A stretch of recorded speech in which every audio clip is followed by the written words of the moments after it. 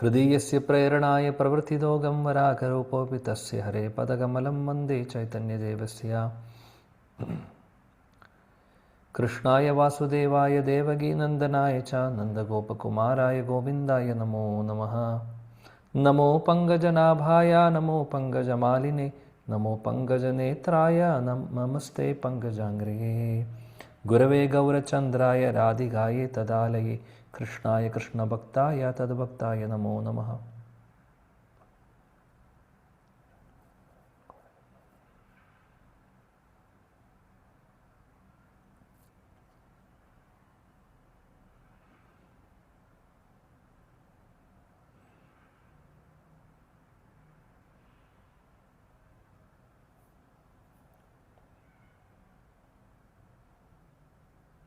ഹരേ കൃഷ്ണ. പ്രിയപ്പെട്ട എല്ലാ ഭക്തർക്കും എൻ്റെ വിനീതമായ സാഷ്ടാംഗ പ്രണാമം. ഗ്രന്ഥരാജ് ശ്രീമദ് ഭാഗവതം നമ്മൾ പഠിക്കുന്നു. ഭാഗവതത്തിലെ 3-ാമത്തെ അധ്യായം, പ്രഥമസ്കന്ധം 3-ാമത്തെ അധ്യായമാണ് നമ്മൾ പഠിക്കുന്നത്. ഭഗവാന്റെ പല വിവിധ അവതാരങ്ങളെക്കുറിച്ച് നമ്മൾ കാണുന്നു.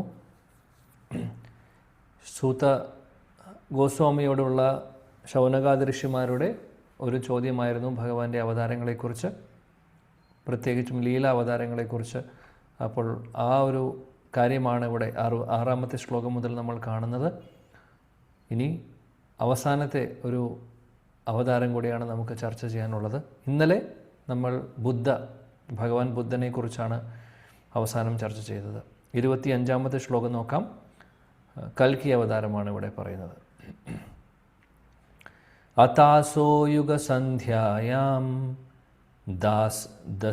ദസ്യോ പ്രായേഷു രാജസോ ജനിതാ വിഷ്ണു യശസോ നാംനാ കൽക്കീർജഗത്പതി. അതാസോ യുഗസന്ധ്യായാം ദസ്യോ പ്രായേഷു രാജസോ ജനിതാ വിഷ്ണു യശസോ നാംനാ കൽക്കീർജഗത്പതി. അതാസോ യുഗസന്ധ്യായാം ദസ്യോ പ്രായേഷു രാജസോ ജനിതാ വിഷ്ണു യശസോ നാംനാ കൽക്കീർ ജഗത്പതി. പത്മജ കുമാരി മാതാജി.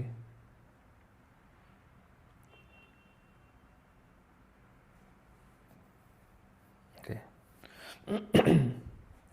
मीना कुमारी माता जी.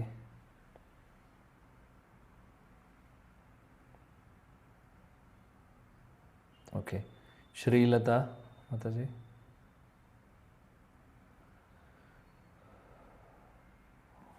ओके. विजय कुमारी माता जी. हरे कृष्ण प्रभु. ओम नमो भगवते वासुदेवाय.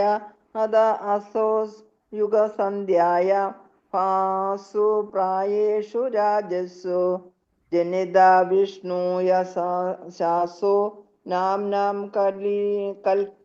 कल्किर जगत्पति. हरे कृष्ण प्रभु. വിവർത്തനം ശ്രീല പ്രഭുവാദിക്ക് ജയ്. അനന്തരം ഇരു യുഗങ്ങളുടെയും സംയോജന കാലഘട്ടത്തിൽ സൃഷ്ടികർത്താവായ ഭഗവാൻ വിഷ്ണു ശയന്റെ പുത്രനായി കൽക്കി ഭഗവാൻ അവതരിക്കും. ആ സമയത്തെ ഭൂമിയിലെ ഭരണകർത്താക്കൾ കൊള്ളക്കാരായി അധപ്പതിച്ചിരിക്കും. ഹരേ കൃഷ്ണ പ്രഭു. ഹരേ കൃഷ്ണ. Thank you. ഇവിടെ പറയുന്നു അവസാനത്തെ അവതാരം കൽക്കി അവതാരത്തെക്കുറിച്ച്. യുഗസന്ധ്യായാം അതാസോ അത എന്ന് പറഞ്ഞാൽ അതിനുശേഷം അവസാനത്തെ അവതാരമായിട്ട് പറയുവാണ്. അസോ അതായത് അതേ ഭഗവാൻ തന്നെ യുഗസന്ധ്യയിൽ അദ്ദേഹം അവതരിക്കുന്നു. യുഗസന്ധ്യായാം, യുഗസന്ധ്യ എന്ന് ഉദ്ദേശിക്കുന്നത് 2 യുഗങ്ങളുടെ ഒരു സന്ധ്യ അല്ലെങ്കിൽ ആ ഒരു കൺജങ്ഷൻ എന്ന് പറയും. അതായത് ഒരു യുഗം കഴിഞ്ഞ് അടുത്ത യുഗം മാറുന്നതിൻ്റെ ആ ഒരു പീരീഡിനാണ് യുഗസന്ധ്യ എന്ന് പറയുന്നത്. ഇപ്പോൾ കൽക്കി അവതാരം വരുന്നത് കലിയുഗത്തിൻ്റെ അവസാനത്തോടു കൂടിയിട്ടാണ്. അപ്പോൾ കലിയുഗം കഴിഞ്ഞാൽ വീണ്ടും സത്യയുഗം ആരംഭിക്കാൻ പോകുന്നു. അതിനു മുമ്പുള്ള ആ ഒരു യുഗസന്ധ്യയിലാണ് ആര് വരുന്നത്? കൽക്കി അവതാരം വരുന്നത്. കുറച്ച് വർഷങ്ങൾ മുമ്പ് നമ്മുടെ ഇന്ത്യയിൽ ഒരു വ്യക്തി അദ്ദേഹം പറഞ്ഞിരുന്നു, അദ്ദേഹം കൽക്കി അവതാരമാണെന്ന് പറഞ്ഞ് പ്രസ്താവനയുണ്ടായിരുന്നു. അദ്ദേഹം പറയുന്നുണ്ടായിരുന്നു, ഒരുപാട് ആളുകൾ ഫോളോ ചെയ്യാനുണ്ടായിരുന്നു അദ്ദേഹത്തെ, കൽക്കി അവതാരമാണെന്നൊക്കെ പറഞ്ഞ് ഉണ്ടായിരുന്നു. ഇപ്പോൾ എന്താണ് അവസ്ഥ എന്ന് എനിക്കറിയില്ല. അപ്പോൾ കൽക്കിയുടെ അവസ്ഥ എന്താണെന്ന് അറിയില്ല. പക്ഷേ എന്താണെങ്കിലും അവതാരങ്ങളെക്കുറിച്ച് ശാസ്ത്രങ്ങളിൽ പറഞ്ഞിരിക്കണം. ഇപ്പോൾ നമ്മളിപ്പോൾ കൽക്കി അവതാരത്തെ കണ്ടിട്ടില്ല. ഈയൊരു യുഗത്തിൽ, അല്ലെങ്കിൽ നമ്മൾ നോക്കുവാണെങ്കിൽ കലിയുഗം തുടങ്ങിയിട്ടേ ഉള്ളൂ. കലിയുഗത്തിൻ്റെ അവസാനത്തെ ഭാഗത്താണ് കൽക്കി അവതാരം വരുന്നത്. ഇതുവരെ കൽക്കി അവതാരം ഈ ഒരു സമയത്ത് വന്നിട്ടില്ല. അപ്പോൾ ഇപ്പോൾ നാളെ ഒരാൾക്ക് ഞാൻ കൽക്കി അവതാരമാണെന്ന് പറയുന്നതിന് അർത്ഥമില്ല. ഇവിടെ വളരെ ക്ലിയറായിട്ട് പറയുന്നുണ്ട് യുഗസന്ധ്യയിലാണ് വരുന്നത് എന്നുള്ളത്. അപ്പോൾ യുഗത്തിൻ്റെ അവസാനമാണ് വരുന്നത് എന്നുള്ളത്. അപ്പോൾ ഒരു കാര്യം നമ്മൾ എപ്പോഴും ഓർക്കണം, ആരെങ്കിലും ഞാൻ അവതാരമാണ്, ഭഗവാന്റെ അവതാരമാണെന്നൊക്കെ പറഞ്ഞ് പ്രസ്താവിക്കുന്നുണ്ടെങ്കിൽ ആദ്യം തന്നെ നമ്മൾ അവരോട് ചോദിക്കേണ്ട ചോദ്യം ഇതാണ്: നിങ്ങളുടെ പേര് ശാസ്ത്രങ്ങളിൽ പറഞ്ഞിട്ടുണ്ടോ? ഏതെങ്കിലും അവതാരം ശാസ്ത്രങ്ങളിൽ പറയാത്തുണ്ടോ? ഇല്ല, എല്ലാ അവതാരങ്ങളും പറയുന്നുണ്ട്. ചൈതന്യ മഹാപ്രഭുവിൻ്റെ അവതാരം ഛന്ന അവതാരം എന്നാണ് പറയുക. ഛന്ന അവതാരം എന്ന് പറഞ്ഞാൽ ഹിഡൻ ആണ്, അല്ലെങ്കിൽ ഹിഡൻ ഇൻകാർണേഷൻ എന്ന് പറയും. ഇപ്പോൾ പ്രഹ്ലാദ മഹാരാജിൻ്റെ പ്രാർത്ഥനയിൽ അവിടെ ത്രിയുഗി എന്നാണ് ഭഗവാനെ അഭിസംബോധന ചെയ്യുന്നത്. അതായത് 3 യുഗങ്ങളിലും അവതരിക്കുന്നു എന്ന് പറയുന്നു. പക്ഷേ അതേ സമയത്ത് പറയുന്നുണ്ട് കലോ ഛന്ന, അതായത് കലികാലത്ത് അല്ലെങ്കിൽ കലിയുഗത്തിൽ ഛന്ന അവതാരമായിട്ടാണ് വരുന്നത് എന്നുള്ളത്. ഛന്ന എന്ന് ഉദ്ദേശിക്കുന്നത് ഹിഡൻ, അല്ലെങ്കിൽ അതായത് അദ്ദേഹത്തിൻ്റെ ശരിയായിട്ടുള്ള ഐഡൻറ്റിറ്റിയെ കൺസീൽ ചെയ്തുകൊണ്ട് വരുന്നതിനെയാണ് ഛന്ന അവതാരം എന്ന് പറയുന്നത്. ചൈതന്യ മഹാപ്രഭുവിൻ്റെ അവതാരം അങ്ങനെയാണ്. ചൈതന്യ മഹാപ്രഭു ഭഗവാൻ എന്നുള്ളൊരു ഭാവത്തിലല്ല വരുന്നത്, ഭക്തൻ്റെ ഭാവത്തിലാണ് വരുന്നത്. അപ്പോൾ അദ്ദേഹത്തിൻ്റെ ആക്ച്വൽ ഐഡൻറ്റിറ്റി അദ്ദേഹം കൺസീൽ ചെയ്തിട്ടാണ് വരുന്നത്. അതിനെയാണ് ഛന്ന അവതാരം എന്ന് പറയുന്നത്. അപ്പോൾ മഹാപ്രഭുവിൻ്റെ അവതാരത്തെക്കുറിച്ച് തന്നെ ഒരുപാട് ശാസ്ത്രങ്ങളിൽ പറഞ്ഞിട്ടുണ്ട്. ഭാഗവതത്തിൽ പറഞ്ഞിട്ടുണ്ട്. 11ാമത്തെ സ്കന്ധത്തിൽ യജ്ഞസങ്കീർത്തന പ്രായർ യുജന്തീഹി സുമേധശ, ആ ശ്ലോകത്തിൽ പറയുന്നുണ്ട് കൃഷ്ണവർണം തുഷാകൃഷ്ണം സംഗോപാങ്കാസ്ത്ര പാർഷദം യജ്ഞസങ്കീർത്തന പ്രായ യജന്തീഹി സുമേധശ. ആ ശ്ലോകത്തിൽ ക്ലിയറാണ്. സങ്കീർത്തന ആന്തോളനം തുടങ്ങുന്ന വേറെ ആരുമല്ല, മഹാപ്രഭുവാണ്. അതേപോലെ തന്നെ ഡയറക്റ്റ്ലി പേരെടുത്ത് പറയുന്നുണ്ട് മറ്റുള്ള ഒരുപാട് പുരാണങ്ങളിൽ. നരസിംഹ പുരാണത്തിൽ പറയുന്നുണ്ട്, വരാഹ പുരാണത്തിൽ പറയുന്നുണ്ട്, അതേപോലെ ഭവിഷ്യ പുരാണത്തിൽ പറയുന്നുണ്ട്. ഒരുപാട് പുരാണങ്ങളിൽ ഒരുപാട് റെഫറൻസ് ഉണ്ട് ചൈതന്യ മഹാപ്രഭുവിൻ്റെ അവതാരത്തെക്കുറിച്ച്. അവിടെ വളരെ ക്ലിയർ ആയിട്ട് പറയുന്നുണ്ട് സച്ചീസുതനായിട്ട്, ശച്ചി മാതയുടെ മകനായിട്ട് നവദ്വീപ് എന്ന് പറയുന്ന സ്ഥലത്താണ് അവതരിക്കുന്നത് എന്നുള്ളത്. ഇവിടെ ഈ ഒരു ശ്ലോകത്തിൽ നോക്കൂ, ഈ ശ്ലോകത്തിൽ വളരെ ക്ലിയർ ആയിട്ട് പറയുന്നുണ്ട് അദ്ദേഹം അവതരിക്കുന്ന സ്ഥലം, അല്ലെങ്കിൽ ആരുടെ മകനായി അവതരിക്കുമെന്നുള്ളത്. അതായത് വിഷ്ണു യശസ, ഇവിടെ അച്ഛൻ്റെ, അതായത് ആരുടെ, വിഷ്ണു യശ എന്ന് പറയുന്ന ഒരു ബ്രാഹ്മണൻ്റെ മകനായിട്ട് ശമ്പല എന്ന് പറയുന്ന ഒരു ഗ്രാമത്തിലാണ് അദ്ദേഹം ജനിക്കുന്നത്. ശാസ്ത്രങ്ങളിൽ പറയുന്നുണ്ട്. അതേപോലെ നവദ്വീപിലാണ് ചൈതന്യ മഹാപ്രഭു അവതരിക്കുന്നതെന്ന് പറയുന്നുണ്ട്. വിഷ്ണു സഹസ്രനാമത്തിലും മഹാപ്രഭുവിൻ്റെ അവതാരത്തെക്കുറിച്ച് പറയുന്നുണ്ട്. അവിടെ സന്യാസമെടുക്കുന്ന ഒരു അവതാരം, അത് ഭഗവാൻ മഹാപ്രഭുവിൻ്റെ മാത്രമേ ഉള്ളൂ. അതേപോലെ തന്നെ സുവർണവർണ്ണ ഹേമാങ്കോ വരങ്കാസ് ചന്ദനാഗതി, സുവർണവർണ്ണത്തിലുള്ള അവതാരം ചൈതന്യ മഹാപ്രഭുവിൻ്റെയാണ്. അപ്പോൾ ക്ലിയറാണ് മഹാപ്രഭുവിൻ്റെ അവതാരത്തെക്കുറിച്ചും. ബാക്കിയുള്ള അവതാരങ്ങൾ പിന്നെ പറയേണ്ട ആവശ്യമില്ല. കൃഷ്ണൻ്റെ അവതാരങ്ങൾ ഇപ്പോൾ നമ്മൾ ഭാഗവതത്തിൽ തന്നെ കാണുന്നുണ്ട്. ഇപ്പോൾ പറയുന്ന പോയിന്റ് എന്താണെന്ന് വെച്ചാൽ, ഏതെങ്കിലും ആളുകൾ അവതാരം എന്ന് പറഞ്ഞ് പ്രസ്താവിക്കുമ്പോൾ നമുക്ക് ആക്സെപ്റ്റ് ചെയ്യാൻ പറ്റില്ല. കാര്യം ഇന്നത്തെ കാലത്ത് ഇതേപോലെ ഒരുപാട് മനുഷ്യ ദൈവങ്ങൾ ഉള്ള സമയമാണ്. ഞാൻ ദൈവമാണ്, ഞാൻ ദൈവത്തിൻ്റെ അവതാരമാണ്, അതുണ്ട്, എൻ്റെ ആ ശക്തി ഈ ശക്തി എന്നൊക്കെ പറഞ്ഞ് വരുന്ന ആൾക്കാരുണ്ട്. അവർ പലപ്പോഴും ചിലപ്പോൾ വായുവിൽ നിന്ന് ഭസ്മം എടുക്കുന്നുണ്ടാവും. വായുവിൽ നിന്ന് ഭസ്മം എടുക്കുന്നു, അല്ലെങ്കിൽ വെള്ളത്തിൻ്റെ മുകളിലൂടെ നടക്കുന്നു, അല്ലെങ്കിൽ കുറച്ച് കാര്യങ്ങളൊക്കെ സാധാരണ ആളുകൾ ചെയ്യാൻ പറ്റാത്ത കുറച്ച് കാര്യങ്ങളൊക്കെ ചെയ്യുന്നുണ്ടാവും. അതിനെയൊക്കെ പറയുന്നത് സിദ്ധികൾ എന്നാണ്. അഷ്ടസിദ്ധി എന്ന് പറയുന്നൊരു സംഭവമുണ്ട്. അഷ്ടസിദ്ധി എന്ന് പറഞ്ഞു കഴിഞ്ഞാൽ ഭൗതിക തലത്തിലുള്ളതാണ്. അത് ആത്മീയമായിട്ടുള്ള ഒന്നുമായിട്ടൊരു കണക്ഷനും ഇല്ല അതിന്.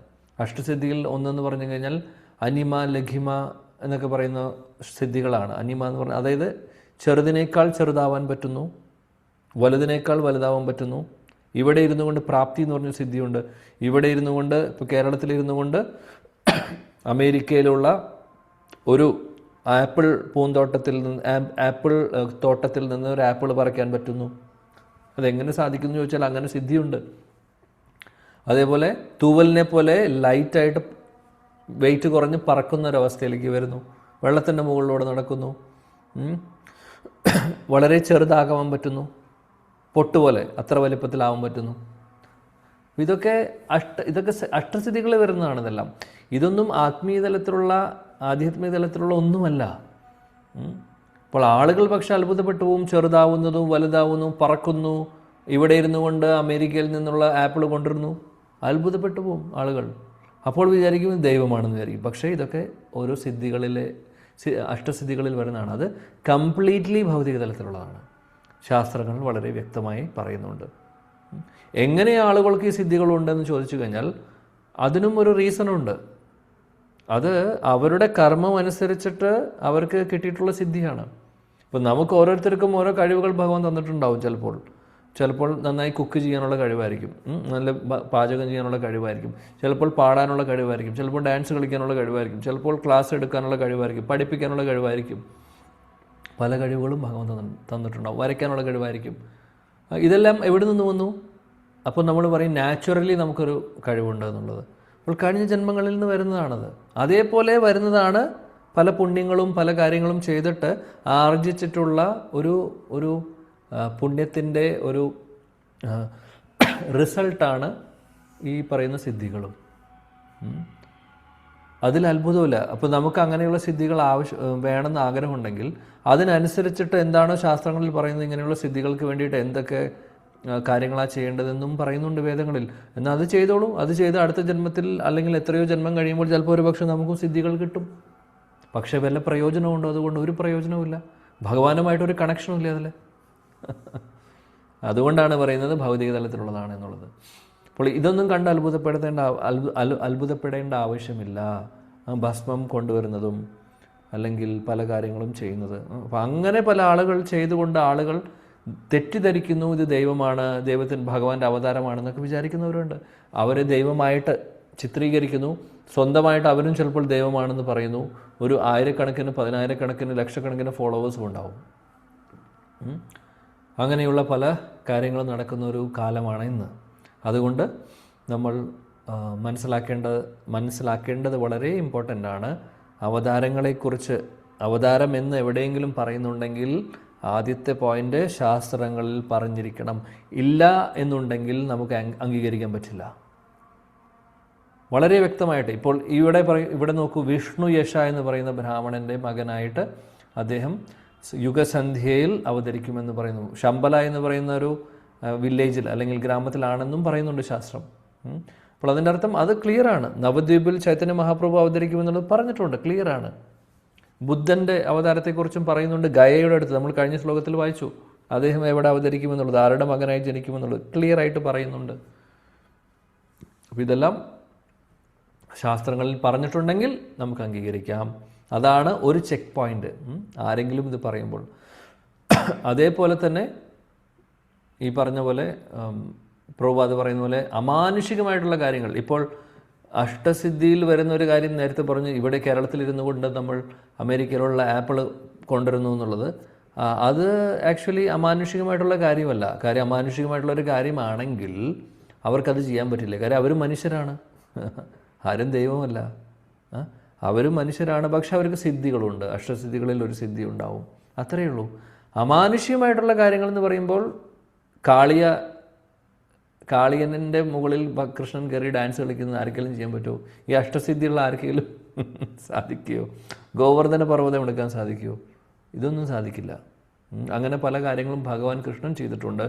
ആ ലീലകളൊന്നും ആ ആളുകൾക്ക് ചെയ്യാൻ സാധിക്കില്ല, ഒരിക്കലും ചെയ്യാൻ സാധിക്കില്ല. അപ്പോൾ എത്ര വലിയ സിദ്ധി ഉണ്ടെങ്കിലും സിദ്ധികൾക്കും ഒരു ലിമിറ്റുണ്ട്. അതിനപ്പുറത്തേക്ക് അവർക്കൊന്നും ചെയ്യുവാൻ സാധിക്കില്ല. അപ്പോൾ ഇതെല്ലാം നമ്മൾ ഈ ഒരു സാഹചര്യത്തിൽ ഓർക്കേണ്ടതാണ്. പ്രഭുപാദ് പറയുന്നു, 5000 വർഷങ്ങളെ കഴിഞ്ഞിട്ടുള്ളൂ ഈ കലിയുഗത്തിൽ. ഇനി 4,32,000 5000 കഴിഞ്ഞിട്ടുള്ളൂ. 4,27,000 വർഷങ്ങൾ ഇനിയും കിടക്കുന്നു.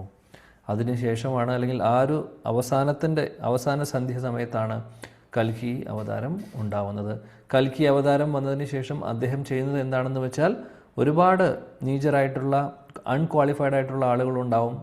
അങ്ങനെയുള്ള ആളുകളെയൊക്കെ അദ്ദേഹം കൊന്ന് അല്ലെങ്കിൽ അവസാനിപ്പിക്കുന്നു. എന്നിട്ട് അടുത്ത യുഗത്തിലേക്ക് ഉള്ള യുഗത്തിന് വേണ്ടിയിട്ടുള്ളൊരു പ്ലാറ്റ്ഫോം, അല്ലെങ്കിൽ അതിന് വേണ്ടിയിട്ടുള്ളൊരു സാഹചര്യം അദ്ദേഹം ഉണ്ടാക്കുന്നു. കാര്യം യുഗം മാറാൻ പോകുന്നു, സത്യയുഗത്തിലേക്ക് പ്രവേശിക്കുകയാണ്. അപ്പോൾ സത്യയുഗത്തിലുള്ള ആളുകളുടെ ക്വാളിറ്റീസ് കൂടുതലാണ്. കലിയുഗത്തിലുള്ള ആളുകളുടെ നേരെ ഓപ്പോസിറ്റാണ് സത്യയുഗത്തിലുള്ള ആളുകൾ, അല്ലേ? അവരുടെ ആയുസ് കൂടുതലാണ്, അവരുടെ ബുദ്ധിശക്തി കൂടുതലാണ്, ഓർമ്മശക്തി കൂടുതലാണ്, ആധ്യാത്മിക കാര്യങ്ങളിൽ താല്പര്യം കൂടുതലാണ്. ഇതെല്ലാം നമുക്കറിയാം. നേരെ ഓപ്പോസിറ്റാണ് കലിയുഗത്തിലെ ആൾക്കാർ, നേരെ ഓപ്പോസിറ്റാണ്. അപ്പോൾ അങ്ങനെയൊരു കംപ്ലീറ്റ് ചേഞ്ചാണ് വരാൻ പോകുന്നത് അടുത്ത യുഗത്തിൽ.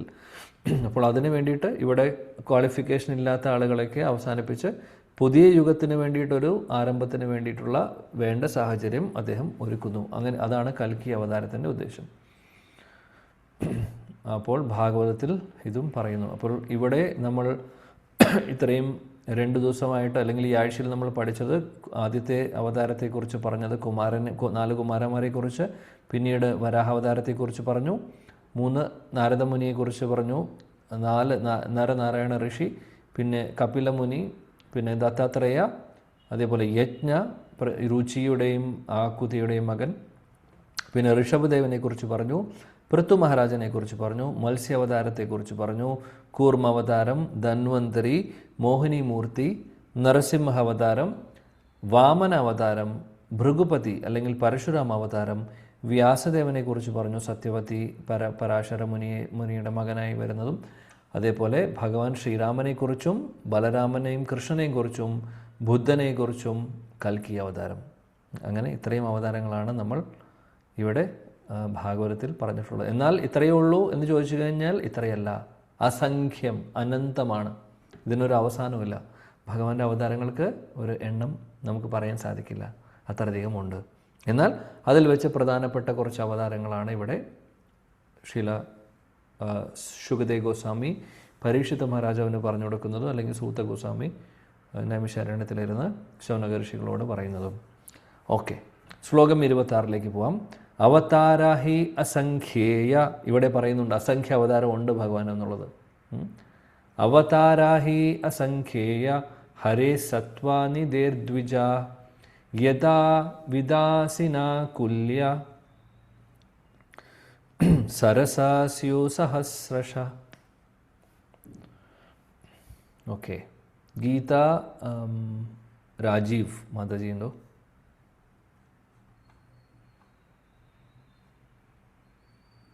ഓക്കെ, ഇല്ലെങ്കിൽ ഷീമ മാതാജി. ഹരേ കൃഷ്ണ പ്രഭു. അവതാരാഹ്യ സാംഖ്യേയ ഹരേ സത്വനിധേർദ്വിജാഃ യഥാ വിദാസിന കുല്യ സരസാസ്യു സഹസ്രശഃ. വിവർത്തനം വായിക്കണ്ട പ്രഭു? വായിക്കൂ. അല്ലയോ ബ്രാഹ്മണ ശ്രേഷ്ഠരെ, അക്ഷയമായ ജലസ്രോതസ്സിൽ നിന്നും ഉത്ഭവിക്കുന്ന ചിറ്റാറിനെ പോലെ ഭഗവാന്റെ അവതാരങ്ങൾ അസംഖ്യമാണ്. ഹരേ കൃഷ്ണ പ്രഭു. Thank you. ഭഗവാന്റെ അവതാരങ്ങൾ അസംഖ്യമാണെന്ന് സൂത ഗോസ്വാമി പറയുന്നപ്പോൾ 21-22 അവതാരങ്ങൾ പറഞ്ഞു കഴിഞ്ഞ് അദ്ദേഹം പറയുന്നത് ഇത് ചെറിയൊരു ലിസ്റ്റ് മാത്രമാണ്, ഇത് ഫുൾ ലിസ്റ്റ് അല്ല. ആ ഫുൾ ലിസ്റ്റ് പറയാൻ സാധിക്കില്ല. അതാണ് പറഞ്ഞത് അസംഖ്യമാണ് ഭഗവാന്റെ അവതാരങ്ങൾ. ഇവിടെ പ്രഭുപാദ് ഭാവാർത്ഥത്തിൽ കുറച്ചും കൂടെ അവതാരങ്ങളെക്കുറിച്ച് പ്രഭുപാദ് മെൻഷൻ ചെയ്യുന്നുണ്ട്. ഹയഗ്രീവ, ശ്രീ ഹയഗ്രീവ എന്ന് പറയുന്ന അവതാരം, ഹരി, ഹംസ, പൃഷ്ണിഗർഭ, വിഭു, സത്യസേന, വൈകുണ്ഠ, സാർവഭൗമ, വിശ്വക്ഷേന, ധർമ്മസേതു, സുധാമ, യോഗേശ്വര, ബൃഹത് ഭാനു, അങ്ങനെ ഒരുപാട് അവതാരങ്ങളെക്കുറിച്ചും ഇവിടെ പറയുന്നുണ്ട്. ഇവരെല്ലാം അങ്ങനെ പല യുഗങ്ങളിൽ, പല മന്വന്തരങ്ങളിൽ അവതാരങ്ങൾ, അസംഖ്യം അവതാരങ്ങൾ ഭഗവാനുണ്ട്. പിന്നീട് പ്രഭുപാദ് ഇവിടെ പ്രഹ്ലാദ് മഹാരാജ് പറയുന്ന കാര്യം പറയുന്നു. പ്രഹ്ലാദ് മഹാരാജ് കോട്ട് ചെയ്തിട്ടുള്ള ശ്ലോകം ഏതാണെന്ന് പ്രഭുപാദ് പറയുന്നത് എന്താണെന്ന് വെച്ചാൽ, ഓ ഭഗവാനെ, അങ്ങേക്ക് അസംഖ്യ അവതാരങ്ങളുണ്ട്. അങ്ങ് ചില സമയത്ത് മത്സ്യങ്ങളുടെ കൂട്ടത്തിൽ, വെള്ളത്തിലുള്ള ജലജീവികളുടെ കൂട്ടത്തിൽ ജനിക്കുന്നു. അതേപോലെ ചില സമയത്ത് ഇഴജന്തുക്കൾ പോലെ, ചില സമയത്ത് പക്ഷി, ചില സമയത്ത് മൃഗങ്ങളെ പോലെ, ചില സമയത്ത് നരനായിട്ട് അല്ലെങ്കിൽ മനുഷ്യനെ പോലെ, ചില സമയത്ത് ദേവതമാരെ പോലെ, അങ്ങനെ അസംഖ്യം രൂപത്തിൽ അങ്ങ് അവതരിക്കുന്നുണ്ട്. എന്നിട്ട് അങ്ങയുടെ അവതാരത്തിൻ്റെ ഉദ്ദേശം എന്താണ്? അങ്ങ് അവതരിക്കുന്നു എല്ലാവരുടെയും സംരക്ഷണത്തിന് വേണ്ടി, എല്ലാവരെയും അത് സംരക്ഷിക്കാൻ വേണ്ടിയും, അതേപോലെ തന്നെ അധർമ്മം ചെയ്യുന്നവരെ അവസാനിപ്പിക്കാൻ വേണ്ടിയും അങ്ങ് അവതരിക്കുന്നു എന്നുള്ളത്. ഇത് ഭാഗവതത്തിലെ 7-ാമത്തെ സ്കന്ധത്തിലെ 9-ാമത്തെ അധ്യായത്തിലെ 38-ാമത്തെ ശ്ലോകത്തിൻ്റെ ഒരു അർത്ഥമാണ് ഇവിടെ പറയുന്നത്. അതേപോലെ അദ്ദേഹം പറയുന്നു, അങ്ങ് പ്രഹ്ലാദ മഹാരാജ് കണ്ടിന്യൂ ചെയ്യുന്നു, അങ്ങ് യുഗങ്ങളുടെ ആവശ്യങ്ങളനുസരിച്ച് പല അവതാരങ്ങളാണ് എടുക്കുന്നത്. എന്താണോ ആവശ്യം അതനുസരിച്ചിട്ട്, അതായത് ഓരോ ലക്ഷ്യങ്ങളുണ്ട്. അതേപോലെ കലിയുഗത്തിൽ അങ്ങ് പക്ഷേ ഛന്ന അവതാരമായിട്ടാണ് വരുന്നത്. നമ്മൾ നേരത്തെ ഇതിനെക്കുറിച്ച് പറഞ്ഞു. ഇത്തം ത്രിയക് ഋഷിദേവ ജശാവതാരേർ ലോകാൻ വിഭായസി ഹംസി ജഗത് പ്രതിപാൻ ധർമാൻ മഹാപുരുഷ യുഗാനുവൃത്തം ഛന്ന കലോ യത് അഭവസ്ത്രിയുഗോസ്ത സത്വം. ഇതാണ് ശ്ലോകം 7-ാമത്തെ സ്കന്ധത്തിൽ നിന്നുള്ളത്. അവിടെ പറയുന്നു ഛന്ന കലൗ, അതായത് കലിയുഗത്തിൽ അങ്ങ് ഛന്ന അവതാരമാണ്. നമ്മൾ നേരത്തെ പറഞ്ഞു, ഛന്ന അവതാരം എന്ന് പറഞ്ഞാൽ ഹിഡൻ അല്ലെങ്കിൽ കൺസീൽ ചെയ്തിട്ടുള്ള ഐഡൻറ്റിറ്റിയെ മറിച്ചിട്ടുള്ളത് ചൈതന്യ മഹാപ്രഭുവിനെ കുറിച്ചാണ് അവിടെ പറയുന്നത്. ചൈതന്യ മഹാപ്രഭു ഛന്നാവതാരമായിട്ട് അദ്ദേഹം ഭക്തഭാവത്തിലാണ് വരുന്നത്. അതുകൊണ്ടാണ് ഛന്നാവതാരം എന്ന് പറയുന്നത്. പിന്നെ മഹാപ്രഭു ഉള്ള സമയത്തും ചൈതന്യ മഹാപ്രഭു ഭഗവാന്റെ അവതാരമാണ് എന്ന് ആളുകൾക്ക് അധികം അറിയുന്നുണ്ടായിരുന്നില്ല. അദ്ദേഹം പോയതിന് ശേഷമാണ് ഇത് ഫേമസ് ആയത്, ഈ കാര്യം ആളുകൾ അറിഞ്ഞു തുടങ്ങിയത്. അതുവരെ കുറച്ച് ആളുകൾക്ക് അറിയാമായിരുന്നു. ഇപ്പോൾ അദ്വൈതാചാര്യ, നിത്യാനന്ദ പ്രഭു, അവർക്ക് ശ്രീവാസ് ഠാക്കൂർ, അദ്ദേഹത്തിൻ്റെ നിത്യപാർഷദർക്ക് അറിയാമായിരുന്നു. എന്നാൽ മൊത്തത്തിൽ നോക്കുവാണെങ്കിൽ ആളുകൾക്ക് പൂർണ്ണമായിട്ടും ഇതിനെക്കുറിച്ച് അവതാരം എന്നുള്ളൊരു ഭാവത്തിൽ പല ആളുകൾക്കും അറിയുന്നുണ്ടായിരുന്നില്ല. എന്നാൽ പിന്നീട് അദ്ദേഹം പോയതിന് ശേഷം അദ്ദേഹത്തെക്കുറിച്ച് എഴുതിയിട്ടുള്ള ഗ്രന്ഥങ്ങളിലാണ് ഇതെല്ലാം നമുക്ക് വെളിപ്പെട്ട് വരുന്നത്. ഇവിടെ പ്രഭുപാദ് വളരെ ക്ലിയർ ആയിട്ട് ഒരു കാര്യം പറയുന്നു. രാമ, നരസിംഹ, വരാഹ, മത്സ്യ, കൂർമ്മ, ഇങ്ങനെ ഒരുപാട് അവതാരങ്ങൾ, അസംഖ്യ അവതാരങ്ങളുണ്ട്. എന്നാൽ ഭഗവാൻ കൃഷ്ണൻ, അതേപോലെ തന്നെ ഭഗവാൻ ചൈതന്യ മഹാപ്രഭു, ഇവർ രണ്ടുപേരും വെറും അവതാരങ്ങളല്ല, എന്നാൽ അവതാരിയാണ്. വെറും അവതാരങ്ങൾ എന്ന് പറഞ്ഞു കഴിഞ്ഞാൽ ഇവർ വന്നിട്ടുള്ളത് വേറെ ഒരാളിൽ നിന്നല്ല. അതായത് ഇവർക്ക് രണ്ടുപേർക്കും സോഴ്സ് ഇല്ല, അവരെല്ലാത്തിൻ്റെയും സോഴ്സ് അവരാണ്. എല്ലാത്തിൻ്റെയും ഉറവിടം മഹാപ്രഭുവും കൃഷ്ണനുമാണ്. കൃഷ്ണനും മഹാപ്രഭുവും തമ്മിൽ ഒരു വ്യത്യാസവും. അപ്പോൾ കൃഷ്ണനെ നമ്മൾ അവതാരി പുരുഷൻ എന്ന് പറഞ്ഞു കഴിഞ്ഞാൽ, പരമദൈവോത്തമ പുരുഷൻ എന്ന് വിളിക്കുന്നുണ്ടെങ്കിൽ, ചൈതന്യ മഹാപ്രഭുവും അങ്ങനെ തന്നെ അവതാരി പുരുഷനാണ്. അല്ലാതെ ചൈതന്യ മഹാപ്രഭു വെറും കലിയുഗത്തിലെ അവതാരം മാത്രമല്ല, ഇത് നമ്മൾ ഓർക്കണം. കലിയുഗത്തിൽ അവതരിച്ചു ഛന്ന അവതാരം എന്ന് പറയുന്നു. നമ്മൾ പറഞ്ഞു കൃഷ്ണൻ എങ്ങനെയാണോ ദ്വാപരയുഗത്തിൽ അവതരിക്കുന്നത് ഇച്ഛപ്രകാരം, അതേപോലെയാണ് ചൈതന്യ മഹാപ്രഭു ഇച്ഛപ്രകാരം കലിയുഗത്തിൽ അവതരിക്കുന്നത്. അപ്പോൾ മഹാപ്രഭുവിനെ വെറും ഒരു അവതാരം മാത്രമായിട്ടല്ല കാണേണ്ടത്, മറിച്ച് അദ്ദേഹത്തെയും അവതാരി പുരുഷനായിട്ട് തന്നെയാണ് നമ്മൾ കാണേണ്ടത്. ഈ ഒരു കാര്യം ഓർക്കണം. അപ്പോഴാണ് ചൈതന്യ മഹാപ്രഭുവിനോടുള്ള നമ്മുടെ ആ ഒരു ബഹുമാനം ഉണ്ടാവുകയുള്ളൂ. ഇല്ലെങ്കിൽ നമ്മൾ വിചാരിക്കും അത് ഭഗവാന്റെ ഒരു അവതാരം, ഭക്തൻ്റെ രൂപത്തിൽ വന്നു. ഭഗവാൻ കൃഷ്ണൻ തന്നെ രാധാഭാവത്തിൽ വരുന്നതാണ്. ചൈതന്യ മഹാപ്രഭു കൃഷ്ണനാണ്. എന്നാൽ ഭാവം, അദ്ദേഹത്തിൻ്റെ ആ ഒരു ഭാവം എന്താണ്? രാധാറാണിയുടെ ഭാവമാണ്. അപ്പോൾ ചൈതന്യ മഹാപ്രഭുവും കൃഷ്ണനും തമ്മിൽ വ്യത്യാസമില്ല എന്നുള്ളത് നമ്മുടെ ഉള്ളിൽ അടിവരയിട്ട് ഉറപ്പിക്കേണ്ട ഒരു വിഷയമാണ്. ഉറപ്പിക്കേണ്ട ഒരു വിഷയമാണ്. ചൈതന്യ മഹാപ്രഭുവിനെ അറിയാത്തവരുണ്ടെങ്കിൽ ചൈതന്യ മഹാപ്രഭുവിനെ അറിഞ്ഞിരിക്കണം. അത് ഗൗഡീയ വൈഷ്ണവനായതുകൊണ്ട് മാത്രം പറയുമല്ല. ചൈതന്യ മഹാപ്രഭു അദ്ദേഹമാണ് ഇന്ന് നമ്മൾ ഇവിടെ ഇരുന്ന് പല കാര്യങ്ങളും ചെയ്യുന്നതിൻ്റെ ഒരേ ഒരു കാരണം. ഇന്ന് നമ്മൾ ഭാഗവതം പഠിക്കുന്നുണ്ടെങ്കിൽ ആ ഭാഗവതം ഇങ്ങനെ സുലഭമായിട്ട് അത് ഭാഗവതത്തെ പ്രചരണം ചെയ്തിട്ടുള്ളത് ചൈതന്യ മഹാപ്രഭുവാണ്. ഹരേ കൃഷ്ണ മഹാമന്ത്രം നമ്മൾ ഇന്ന് ജപിക്കുന്നുണ്ടെങ്കിൽ അത് പറഞ്ഞിട്ടുണ്ട്, കലിസന്ധരണ ഉപനിഷത്തിലും മറ്റുള്ള പുരാണങ്ങളിലും ഒക്കെ പറഞ്ഞിട്ടുണ്ട്. എന്നാൽ നമ്മളിൽ ഓരോരുത്തരിലേക്കും അത് എത്തിച്ചിട്ടുണ്ടെങ്കിൽ അത് ചൈതന്യ മഹാപ്രഭുവിൻ്റെ കോൺട്രിബ്യൂഷനാണ്. 3, ഇന്ന് നമ്മൾ വളരെ അഭിമാനത്തോടു കൂടി അല്ലെങ്കിൽ സന്തോഷത്തോടു കൂടി പറയും, ഞാൻ വൃന്ദാവനത്തിലേക്ക് പോയി, വൃന്ദാവനത്തിൽ പോയി ലീലാസ്ഥലികൾ കണ്ടു, അല്ലെങ്കിൽ ഇന്ന അമ്പലങ്ങളിലേക്ക് പോയി, അവിടെ പോയി, ഇവിടെ പോയി, ഗോസ്വാമി അമ്പലങ്ങളിൽ പോയി, അല്ലെങ്കിൽ ലീലാസ്ഥലികൾ കണ്ടു, രാധാകുണ്ടിലേക്ക് പോയി, രാധാകുണ്ടിലെ വെള്ളം ആചമൻ ചെയ്തു, ശ്യാമകുണ്ട് രാധാകുണ്ടം പ്രദക്ഷിണം വെച്ചു, പരിക്രമ ചെയ്തു, ഗോവർദ്ധൻ പരിക്രമ ചെയ്തു, ഇതെല്ലാം നമ്മൾ പറയും. ഇന്ന് അത് നമ്മുടെ മുമ്പിൽ ഉള്ളത് മഹാപ്രഭുവിൻ്റെ കോൺട്രിബ്യൂഷനാണ്. കാര്യം 500 വർഷങ്ങൾ മുമ്പ് ചൈതന്യ മഹാപ്രഭു വരുന്ന സമയത്ത് ലീലാസ്ഥലികളെല്ലാം അപ്രകടമായിരിക്കുന്ന അവസ്ഥയായിരുന്നു.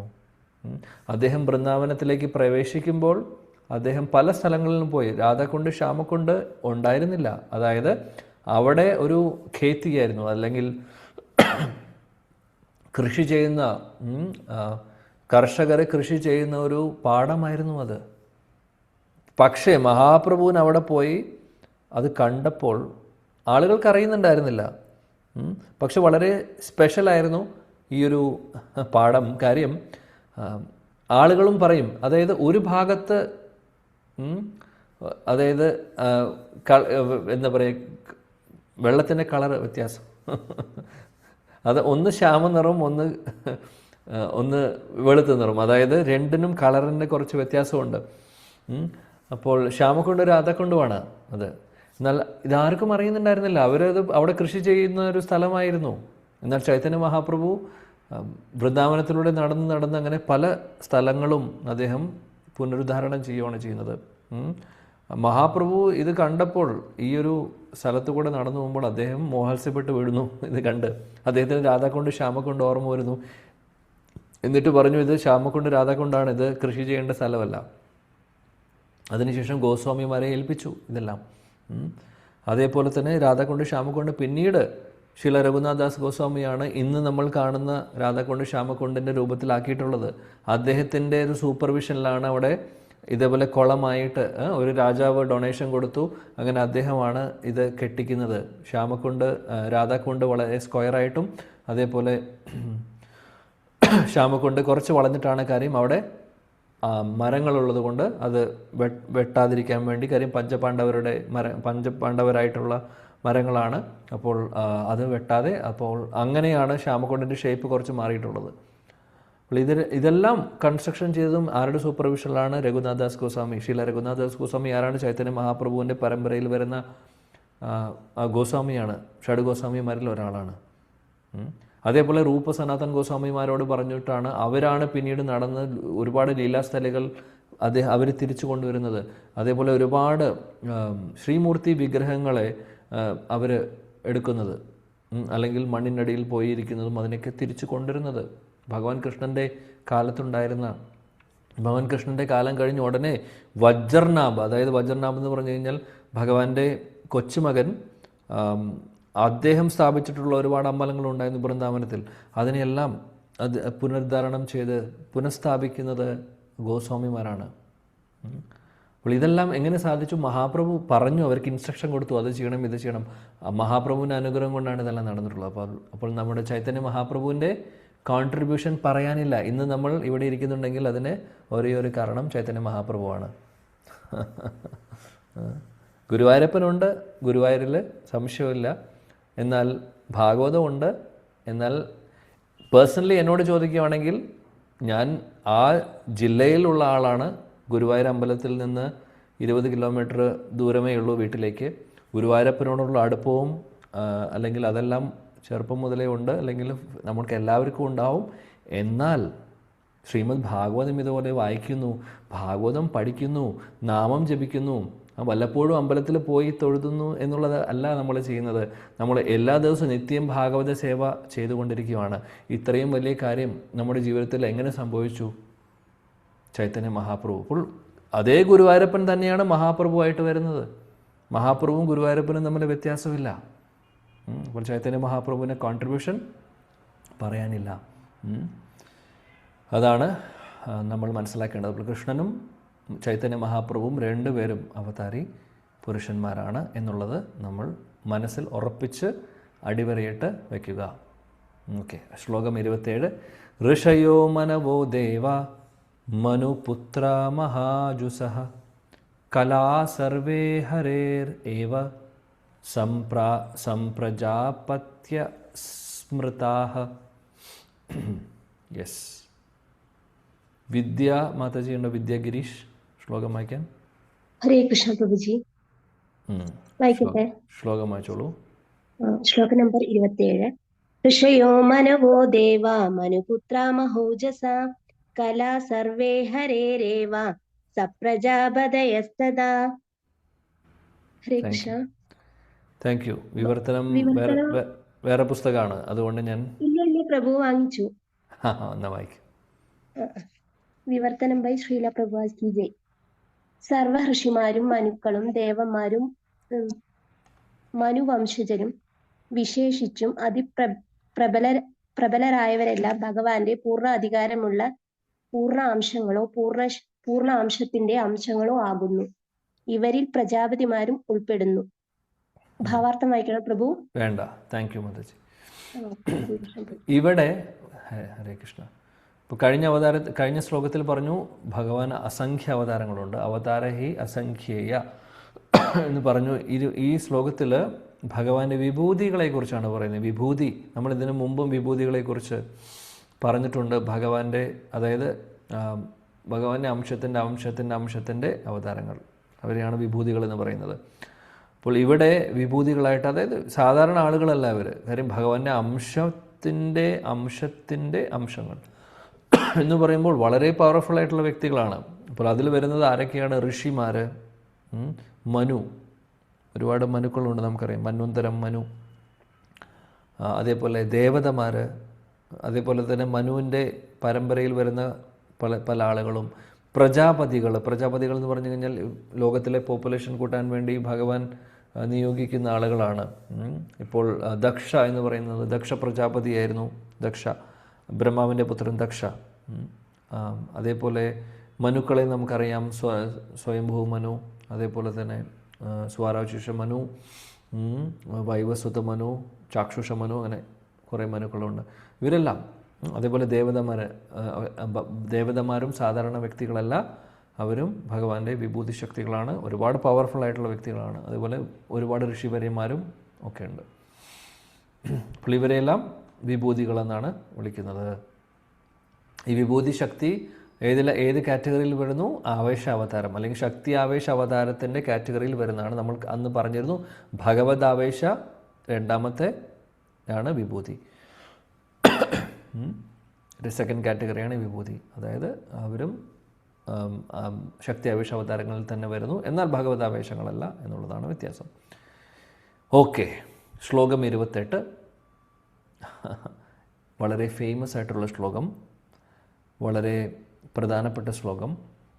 ഭഗവാൻ കൃഷ്ണനാണ് പരമദിവ്യോത്തമ പുരുഷൻ എന്ന് ഭാഗവതം തെളിയിക്കുന്ന ശ്ലോകമാണ്. ജീവഗോസ്വാമി ഈ ഒരു ശ്ലോകത്തെ പറയുന്നത്, അതേ പറയുന്നത് പരിഭാഷാ സൂത്രം എന്നാണ് വിളിക്കുന്നത് നമ്മുടെ ആചാര്യന്മാർ. അതായത് എല്ലാം ഇതിൽ പറയുന്നു, എല്ലാം പറയും. അതായത് ഭഗവാൻ ആരാണ് എന്നുള്ളത്, ഭഗവാൻ കൃഷ്ണൻ ആരാണ് എന്നുള്ളത്, വേറെ ആരുമല്ല, കൃഷ്ണനെ കുറിച്ചാണ് പറയുന്നത്. നമ്മൾ ഇനി സൂത ഗോസ്വാമി പറയുന്നത് കേൾക്കൂ, ഇനി ശുകദേവ് ഗോസ്വാമി പറയുന്നത് കേൾക്കൂ, വ്യാസദേവൻ പറയുന്നത് കേൾക്കൂ. ഏതേ ചാംശ കലാ പുംസഃ കൃഷ്ണസ്തു ഭഗവാൻ സ്വയം ഇന്ദ്രാരീ വ്യാകുലം ലോകം മൃഡയന്തി യുഗേ യുഗേ. ഇതേ ചാംശ കലാ പുംസഃ കൃഷ്ണസ്തു ഭഗവാൻ സ്വയം ഇന്ദ്രാരീ വ്യാകുലം ലോകം മൃഡയന്തി യുഗേ യുഗേ. ഈത്തെ പറയുന്നു സൂതഗോസ്വാമി, ഈത്തെ അതായത് ഇതിന് മുകളിൽ പറഞ്ഞിട്ടുള്ള അവതാരങ്ങളെല്ലാം, സംസ്കൃതത്തിൽ ഈത്തെ എന്ന് പറഞ്ഞാൽ ഇതുവരെ പറഞ്ഞിട്ടുള്ള, മുകളിൽ പറഞ്ഞിട്ടുള്ളതെല്ലാം, ഈത്തെ ച എന്ന് പറഞ്ഞു കഴിഞ്ഞാൽ ആൻഡ് എന്ന് പറയും, മുമ്പ് പറഞ്ഞതും എല്ലാമായിട്ടുള്ളത്. അംശ ഇതേ ചാംശ കലാ പുംസഹ. അംശ അതായത് ഇതിനു മുമ്പ് പറഞ്ഞിട്ടുള്ള അവതാരങ്ങളെല്ലാം തന്നെ ഭഗവാന്റെ അംശ അവതാരങ്ങളോ കലാ അവതാരം. കല എന്ന് പറഞ്ഞു കഴിഞ്ഞാൽ അംശത്തിൻ്റെ അംശത്തെയാണ് കല എന്ന് പറയുന്നത്. അപ്പോൾ ഇതിനു മുമ്പ് പറഞ്ഞിട്ടുള്ള അവതാരങ്ങളെല്ലാം, അതായത് മുമ്പ് ലിസ്റ്റ് ചെയ്തിട്ടുള്ളത് പറയാണ്. അപ്പോൾ താഴെ ഒരു സ്റ്റേറ്റ്മെൻ്റ് ഉണ്ട്, അതെന്താണ്? കൃഷ്ണസ്തു ഭഗവാൻ സ്വയം. അതായത് കൃഷ്ണ എന്ന് പറഞ്ഞാൽ നമ്മുടെ കൃഷ്ണനെ കുറിച്ചാണ് പറയുന്നത്. വിഷ്ണു എന്നല്ല പറയുന്നത്, കൃഷ്ണ എന്നാണ് പറയുന്നത്. കൃഷ്ണൻ എന്ന് പറഞ്ഞാൽ ഒരേ ഒരു കൃഷ്ണനുള്ളൂ, അത് നമ്മുടെ ശ്യാമസുന്ദരൻ കൃഷ്ണൻ. കൃഷ്ണസ്തു, കൃഷ്ണൻ സ്തു, അതായത് മറ്റുള്ള അവതാരങ്ങളെല്ലാം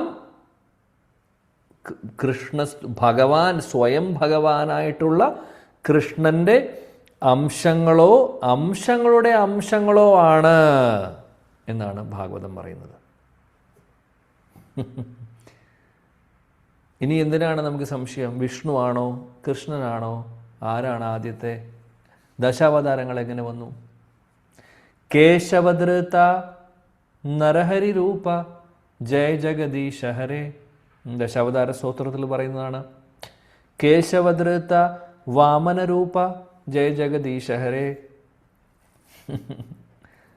അതേപോലെ നരഹരി രൂപ, എല്ലാ അവതാരങ്ങളും ദശാവതാരങ്ങൾ കേശവധൃത, അതായത് കേശവൻ വാമനനാവുന്നു, കേശവൻ നരഹരിയാവുന്നു, കേശവൻ വരാഹനാവുന്നു. കേശവൻ ആരാണ്? ഭഗവാൻ കൃഷ്ണൻ. അവിടെ പറയുന്നു, ഇവിടെ പറയുന്നു കൃഷ്ണസ്തു ഭഗവാൻ സ്വയം.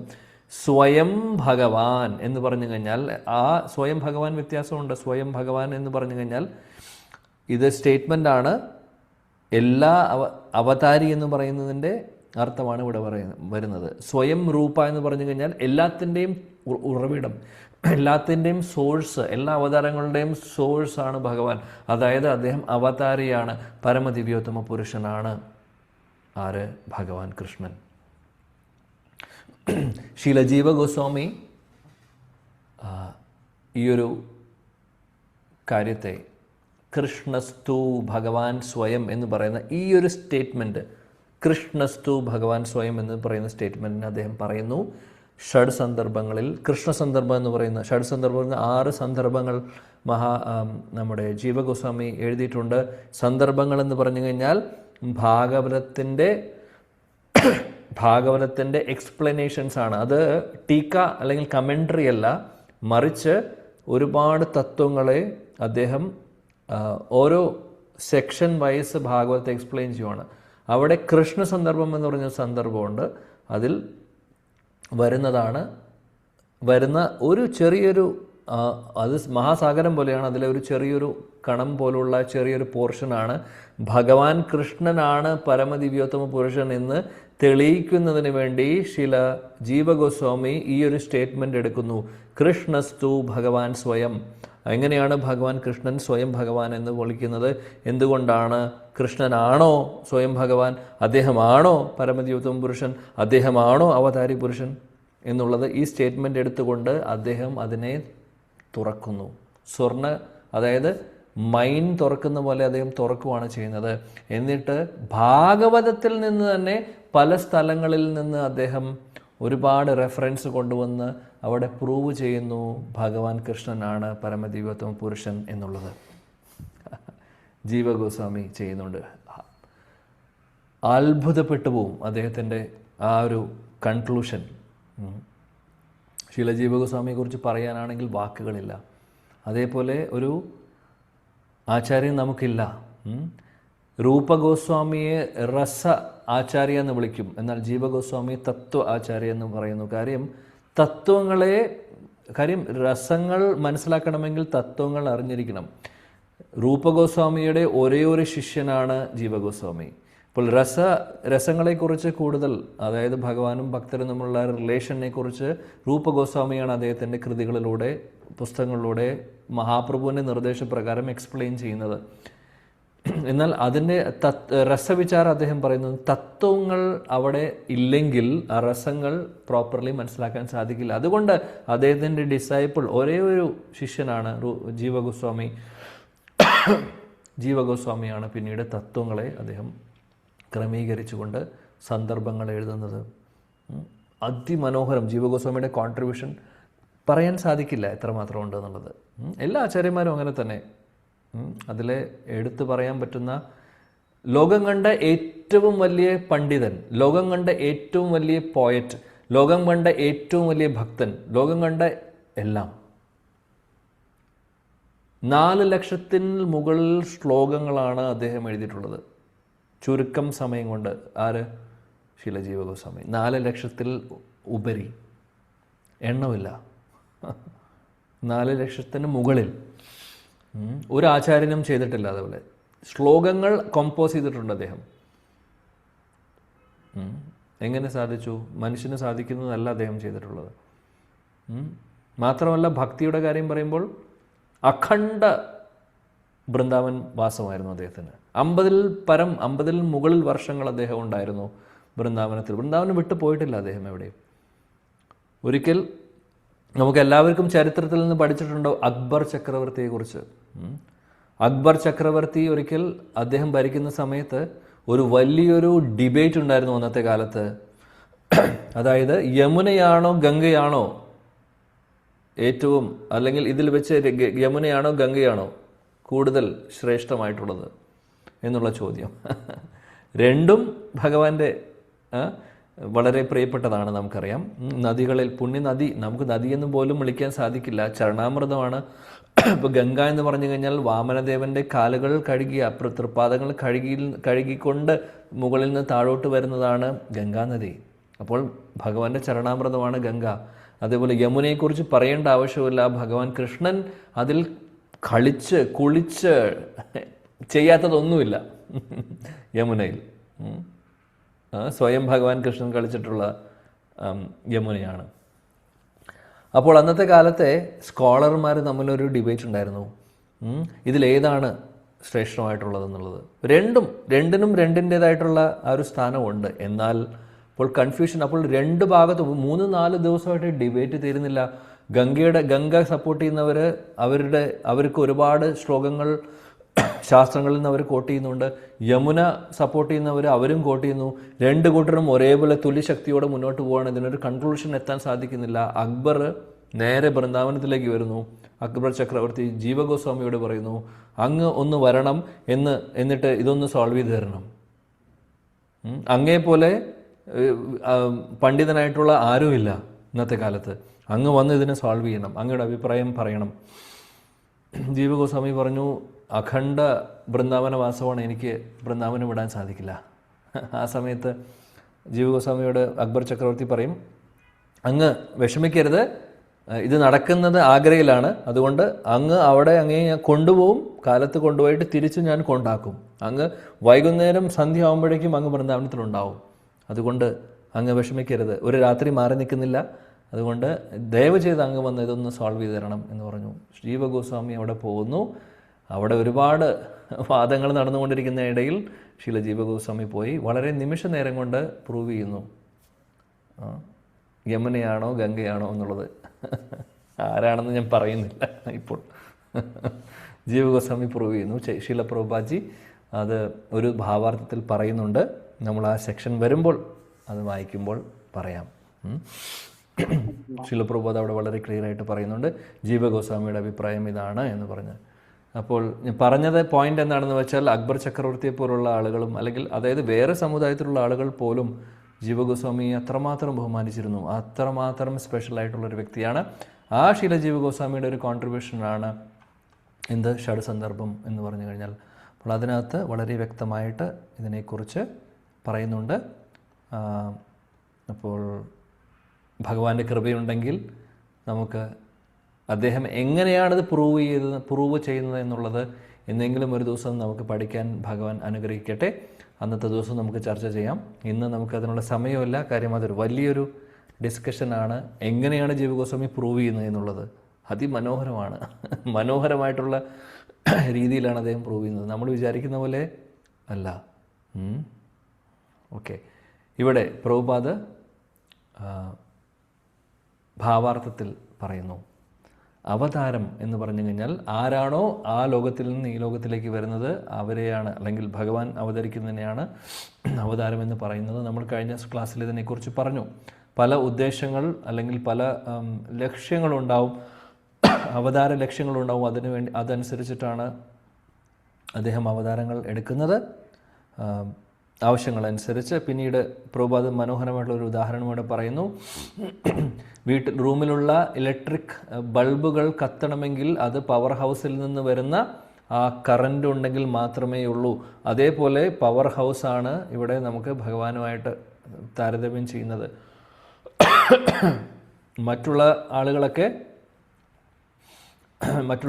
ആളുകളൊക്കെ മറ്റു ലൈറ്റുകൾ കത്തുന്ന പോലെ കത്തുന്നുണ്ട്.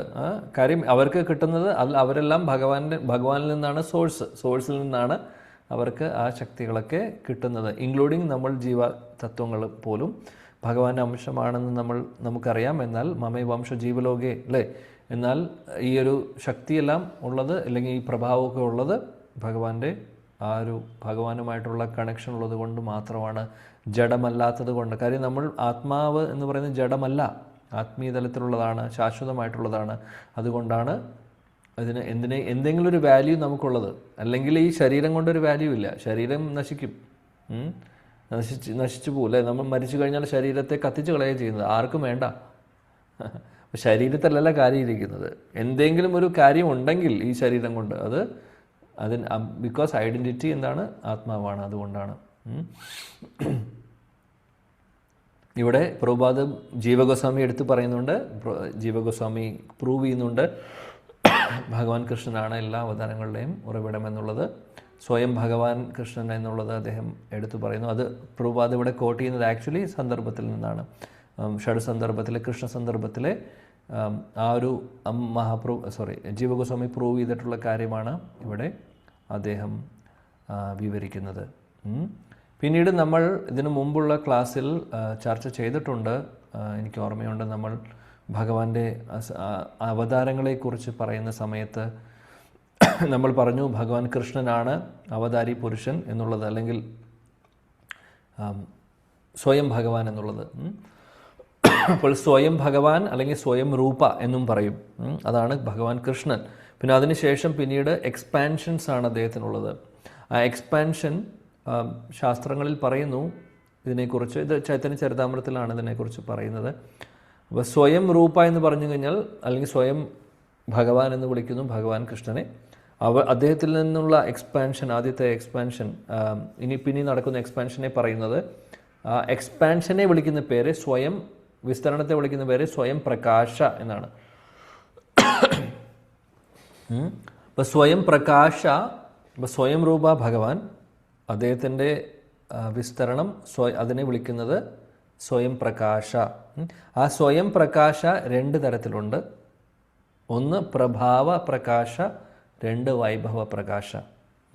ടെക്നിക്കൽ വേർഡുകളാണ്, മനസ്സിലാക്കിയാൽ ജസ്റ്റ് ഒന്ന് കേട്ടാൽ മതി. കൺഫ്യൂഷൻ ആവുമെങ്കിൽ ബുദ്ധിമുട്ടണ്ട, പക്ഷേ വേണമെങ്കിൽ എഴുതി വയ്ക്കാം. അപ്പോൾ സ്വയം രൂപ അല്ലെങ്കിൽ സ്വയം ഭഗവാൻ കൃഷ്ണൻ, അദ്ദേഹത്തിൻ്റെ വിസ്തരണത്തെ വിളിക്കുന്ന പേര് സ്വയം പ്രകാശ എന്നാണ്. ഇനി ആ വിസ്തരണങ്ങൾ രണ്ട് തരത്തിലുണ്ട്, പ്രഭാവ പ്രകാശ ആൻഡ് വൈഭവ പ്രകാശ. പ്രഭാവ പ്രകാശ എന്ന് പറഞ്ഞു കഴിഞ്ഞാൽ എന്താണെന്ന് വെച്ചാൽ, സ്പെഷ്യാലിറ്റി എന്താണെന്ന് വെച്ചാൽ, ഭഗവാൻ വിസ്തരിക്കുന്നുണ്ട്. അതായത് ഭഗവാൻ അസംഖ്യം വിസ്തരണങ്ങൾ വരുന്നു. എന്നാൽ ഭഗവാന്റെ ഭാവത്തിലും രൂപത്തിലും വ്യത്യാസമില്ല. അങ്ങനെയുള്ള വിസ്തരണങ്ങളെയാണ് പ്രഭാവ പ്രകാശ എന്ന് പറയുന്നത്. അതായത് ഭഗവാൻ വിസ്തരിക്കുന്നു, എന്നാൽ ഭാവത്തിലും രൂപത്തിലും വ്യത്യാസമില്ല. അതിനുള്ള നല്ല ഉദാഹരണമാണ്, പ്രഭാവ പ്രകാശയുടെ ഉദാഹരണമാണ് രാസലീല നടക്കുന്ന സമയത്ത് ഭഗവാൻ കൃഷ്ണൻ അനേക കോടി ഗോപികമാരുണ്ടെന്ന് പറഞ്ഞു അല്ലേ. അപ്പോൾ അനേക കോടി ഗോപികമാരുടെ കൂടെ ഓരോ ഗോപിയുടെയും കൂടെ ഭഗവാൻ വിസ്തരിക്കുന്നുണ്ട്, അതേ രൂപത്തിൽ അതേ ഭാവത്തിൽ. അപ്പോൾ അത് പ്രഭാവ പ്രകാശയുടെ ഒരു ഉദാഹരണമാണ്. അതേപോലെ തന്നെ ദ്വാരകയിൽ 16,108 മഹിഷിമാരുടെ വീട്ടിലും ഭഗവാൻ വിസ്തരിക്കുന്നുണ്ട്, അതേ രൂപത്തിൽ അതേ ഭാവത്തിൽ. അപ്പോൾ ഈ ഒരു വിസ്തരണത്തെയാണ്, എക്സ്പാൻഷനെയാണ് പറയുന്നത് പ്രഭാവ പ്രകാശ എന്നുള്ളത്. ഓക്കെ, ഇനി രണ്ടാമത്തെ ആയിട്ടുള്ള വൈഭവ പ്രകാശ എന്ന് പറഞ്ഞു കഴിഞ്ഞാൽ എന്താണെന്ന് വെച്ചാൽ, ഭഗവാന്റെ രൂപത്തിൽ വ്യത്യാസമുണ്ട്, അതേപോലെ ഭാവത്തിലും വ്യത്യാസമുണ്ട്. എന്നാൽ ആള് ഭഗവാൻ തന്നെയാണ്, പക്ഷെ രൂപത്തിലും ഭാവത്തിലും വ്യത്യാസമുണ്ട്. അപ്പോൾ വൈഭവ പ്രകാശയുടെ ഏറ്റവും നല്ല ഉദാഹരണം എന്ന് പറഞ്ഞു കഴിഞ്ഞാൽ ബലരാമനാണ്.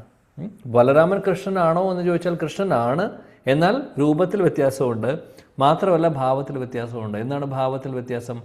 ഭഗവാൻ കൃഷ്ണൻ സേവ്യ ഭഗവാനും ബലരാമൻ സേവക് ഭഗവാനും. അതായത് ബലരാമൻ ഭഗവാന്റെ സേവകൻ എന്നുള്ള ഭാവത്തിലാണ് ഉള്ളത്, എന്നാൽ ഭഗവാൻ സേവ്യ ഭഗവാൻ എന്ന് പറഞ്ഞാൽ ആരെയാണോ സേവിക്കപ്പെടുന്നത് അവരെ സേവ്യ എന്ന് പറയുന്നു. അപ്പോൾ ഭഗവാൻ കൃഷ്ണൻ്റെയും ബലരാമൻ്റെയും ഒരു ഭാവത്തിലുള്ള വ്യത്യാസം അതാണ്. ബലരാമൻ്റെ മൂഡ് എപ്പോഴും സെർവ് ചെയ്യണം, ഭഗവാനെ സേവിക്കണം എന്നുള്ള ഭാവമാണ്. അതാണ് പ്രഭാവ പ്രകാശ വൈഭവ പ്രകാശ. ഇനി ഇതിനെ ഇനി കൂടുതൽ പറയുകയാണെങ്കിൽ, ഇപ്പോൾ ഈ ഒരു എക്സ്പാൻഷനെ കുറിച്ച് പറഞ്ഞു കഴിഞ്ഞാൽ, സ്വയം പ്രകാശം കഴിഞ്ഞാൽ പിന്നീട് ഭഗവാന്റെ അവതാരങ്ങളെ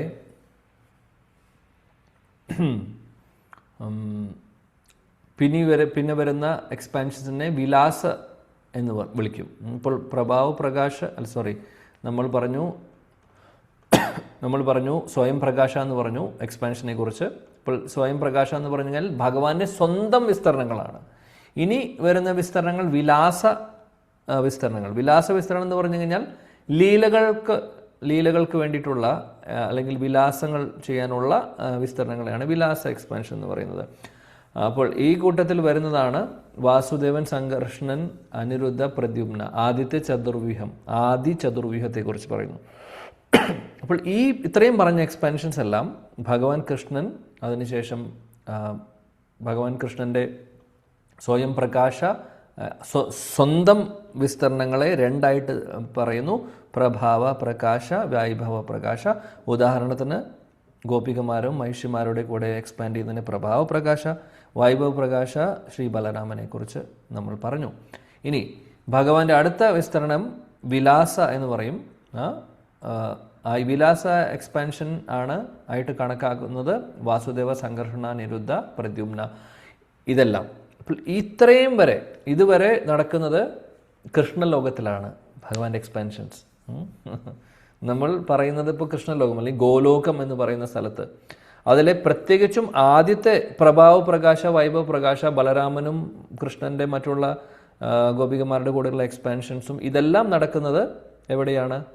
ഗോകുലത്തിലാണ്, ദ്വാരകയിൽ പോലുമല്ല. അപ്പോൾ ദ്വാരകയിലുള്ള എക്സ്പാൻഷൻ ആക്ച്വലി പ്രഭാവ പ്രകാശയുടെ ഒരു ടൈപ്പാണ് ദ്വാരകയിൽ നടക്കുന്നത്. അതും ഗോലോക വൃന്ദാവനത്തിൻ്റെ റെൽമിൽ വരും.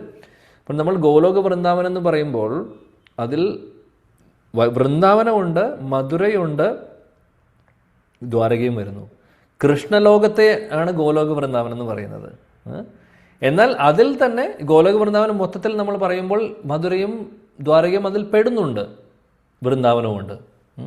എന്നാൽ ഗോകുലം എന്ന് പറയുമ്പോൾ അത് വൃന്ദാവനം സെക്ഷൻ മാത്രമാണ്. എന്നാൽ ഭഗവാന്റെ പ്രിയപ്പെട്ട സ്ഥലം അതാണ്, സംശയമില്ല ആ കാര്യത്തിൽ. കൂടുതൽ ഡീറ്റെയിൽസിലേക്ക് നമ്മൾ പോകുന്നില്ല. വിലാസ വിസ്തരണമായിട്ട് പറയുന്നു ആദ്യത്തെ ചതുർവ്യൂഹത്തെ. ഇനി അതിനുശേഷമുള്ള ഭഗവാന്റെ വിസ്തരണങ്ങളെ വൈഭവ വിലാസ എന്ന് പറയും. വൈഭവ വിലാസങ്ങളിൽ വരുന്നതാണ് ഭഗവാൻ നാരായണൻ, വൈകുണ്ഠത്തിലുള്ള നാരായണനും പിന്നെ അതിനുശേഷം വരുന്ന നാരായണനിൽ നിന്ന് വരുന്ന ദ്വിതീയ ചതുർവ്യൂഹം, അതായത് രണ്ടാമത്തെ ചതുർവ്യൂഹത്തെ വൈഭവ വിലാസങ്ങളിൽ പറയുന്നു. അപ്പോൾ ഇതെല്ലാം ഈ എക്സ്പാൻഷൻസ് എല്ലാം നടക്കുന്നത് വൈകുണ്ഠത്തിലാണ്. ആദ്യം പറഞ്ഞത് ഗോലോകത്തിലാണ്. രണ്ടാമത് നമ്മളിപ്പോൾ വൈഭവ വിലാസം പറയുന്ന നാരായണനും ദ്വിതീയ ചതുർവ്യൂഹവും പറയുന്നത് എവിടെയാണ്? വൈകുണ്ഠത്തിലാണ്. ഇനി വരുന്ന അവതാരങ്ങൾ, ഇനി രണ്ടാമത്തെ സംഘർഷൻ, നമ്മുടെ മഹാസംഘർഷനിൽ നിന്ന് വരുന്ന എക്സ്പാൻഷൻസിനെ ഇനി പറയുന്നത് സ്വ അംശാവതാരങ്ങളാണ്. അപ്പോൾ ആദ്യം നമ്മൾ പറഞ്ഞു എന്താണ് സ്വയം പ്രകാശ, ഭഗവാന്റെ സ്വന്തം എക്സ്പാൻഷൻസ്. അത് നമ്മൾ ഉദാഹരണത്തിന് ഗോപികമാരുടെ കൂടെ എക്സ്പാൻഡ് ചെയ്യുന്നതും അതേപോലെ ബലരാമനെ കുറിച്ച് പറഞ്ഞു.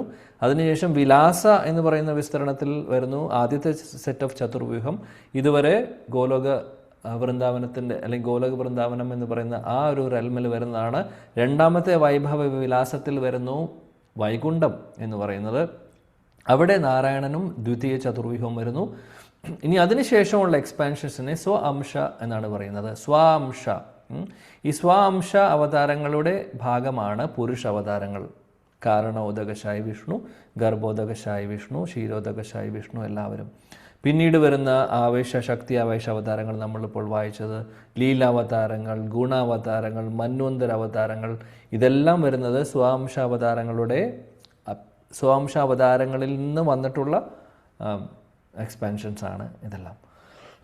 അപ്പോൾ സ്വാംശ അവതാരങ്ങൾ നോക്കിക്കഴിഞ്ഞാൽ അപ്പോൾ സ്ഥലം മാറിക്കൊണ്ടിരിക്കുകയാണ്. കാര്യം വൈകുണ്ഠം കഴിഞ്ഞു കഴിഞ്ഞാൽ പിന്നെ വരുന്നത് ഭൗതിക ലോകമാണ് അല്ലേ.